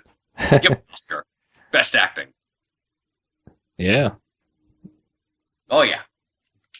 Don't you know? Mark of the Ninja. Son of the Ninja. CH of the Ninja. Yeah, that's his brother. That's the sequel. Don't tell anybody. But yeah, that's probably what my plan is, but not really thinking far ahead in the future of games. I'm just mainly been focused on XCOM, so enjoying the hell out of that. So I'm probably will be replaying that more often than I usually replay games. So Right. we shall see if anything of note is worth getting through the reviews or just genuine word of mouth through podcasts. So we will see. Or some of our good associates over at the Better Gaming Bureau. That as well. That as well. So I think that does it all for Questiones for today. And thank you very much for everybody. Jack Burton, Transmorpher, Ultimate Snyder Man, you guys are golden in my book, and I thank you very much for the questions. Good eggs. Good eggs. So yeah, I think that is about concludes this stupendous episode of Blade Thumbs Podcast, episode 127. Ladies and germs, as always, you can leave us at 27. Yeah, 3 away from 130. Oh, it's just wonderful. I love the fact that our constituency have been just here for so long, and I want to say thank you to everyone out there who have. But we got a full-scale blizzard going on. Winds gusting to 70. And apparently we have a full-scale blizzard going on. So thank you very much for that as well, Ultimate Snyder Man. Thank you. I didn't know you were there. My God. I'm sorry. I was actually looking up. So I thought I heard rain outside, so I was just quickly checking on weather.com. I wanted to say thank you very much to everybody. You guys have been very supportive of all of us throughout these years, and we love you. Yes, I can't ask for a better group of listeners that are always active up on the group page and just listening to the podcast when they can. We didn't think it'd last this long, but we've been doing it for quite a few years, and still going strong, and love just chatting about the world of video games. Well, thank you, to everybody out there. You can check us out on iTunes under Black Thumbs Podcast, as well as the Spill.com group page. Splinter is at Splinter_47. I am at CH_Gorg. Oh no, I'm sorry. You Splinter47, right? Yes, I think you're mixing me up with the Skype content name. I apologize for that, and you can also check us out on the Better Gaming Bureau, where we have a page up there, and you can check us out on YouTube. The Max Payne 2, Splinter's Max Payne 2 walkthrough is up, and so go check that out. It is enjoyable, and I promise maybe not Marky Mark is in there. Who knows? Maybe he's the search for the long lost Funky Bunch. Maybe. Can't promise anything. Maybe it's in a mod, maybe not. maybe not. That's pretty much the main the points there that you can find us at, or just simply googling the podcast or us is definitely a good alternative. So yeah, as CH said, the Max Payne 2 stuff is up. I think I'm up to part 6 or 7. Still got a couple of parts left to go. I'm still playing through that on a bi-daily basis. So I'm enjoying the hell out of it. Hope. And that's about it. Well, wunderbar. I know I myself am working through Binary Domain and Sonic Generaciones, which I got at a very cheap price for about $10 over at Amazon. So maybe go check that out. For all the people listening, because it's a pretty good sale. So thank you very much for listening, everybody, and we hope you have a very good night or day or whenever you're listening. Yeah, everybody, take it easy, and we'll see you on the next episode. 128. of Blython's podcast. That's right. I left it. Yeah, see? Yeah, 128. Yeah, see? 2 hours long and more. Yeah. Dramatic pause or just finish my sentence. Either way works. I don't know, just because, like, whenever we, like, there's just that moment where you're like, okay, I don't know if he's building up to something, or I don't know if he's just wanting me to switch on over, so there's always that, like, 1 second delay of, like, oh, you wanted me to speak? Oh, okay, I got you. No, Just like that. No, I always to take a good amount of pauses for dramatic effect. Well, it works to your advantage. That was very, very dramatic, and you should also wear a cape and that Phantom of the Opera half mask, where it's got that kind of like the white left side of your face, but like it's not even really scratched up. You got just like conjunctivitis in one eye for like a day. No, it's pretty surprising for the most part how good amount of chemistry we have, even though we do this over Skype, and I'm sure. Every now and then we have the Skype issues where we talk over each other, and he just gets in, he's like, what? You gotta talk. I'm gonna talk. I don't know. Oh, well, okay. Well, we've definitely worked out, I think, our rhythm of talking to each other. But I think maybe in real life, if you ever met me, it's like, oh, I've been talking to this guy. Ugh. If you ever do a live show, it'd be a lot less so over speaking over each other. So if we did a live show, I think there'd be more speaking over each other. We'd just be like, well, I agree with what CH has to say over here, but like, no, I'm going to talk now, Splinter. You gotta say things. Say things. So yes, thank you all for listening. We will be back again soon. So leave us questions. As always, I'll try to keep the posts up as early as we can before we record and give you enough time to leave questions there. So anyways, yeah, I'm going to end this now. We've been delaying this ending for quite a while. It's hard when you have to see a good thing come to the end. That's why. Because this is very enjoyable for us. I know. So goodbye, everybody. Goodbye.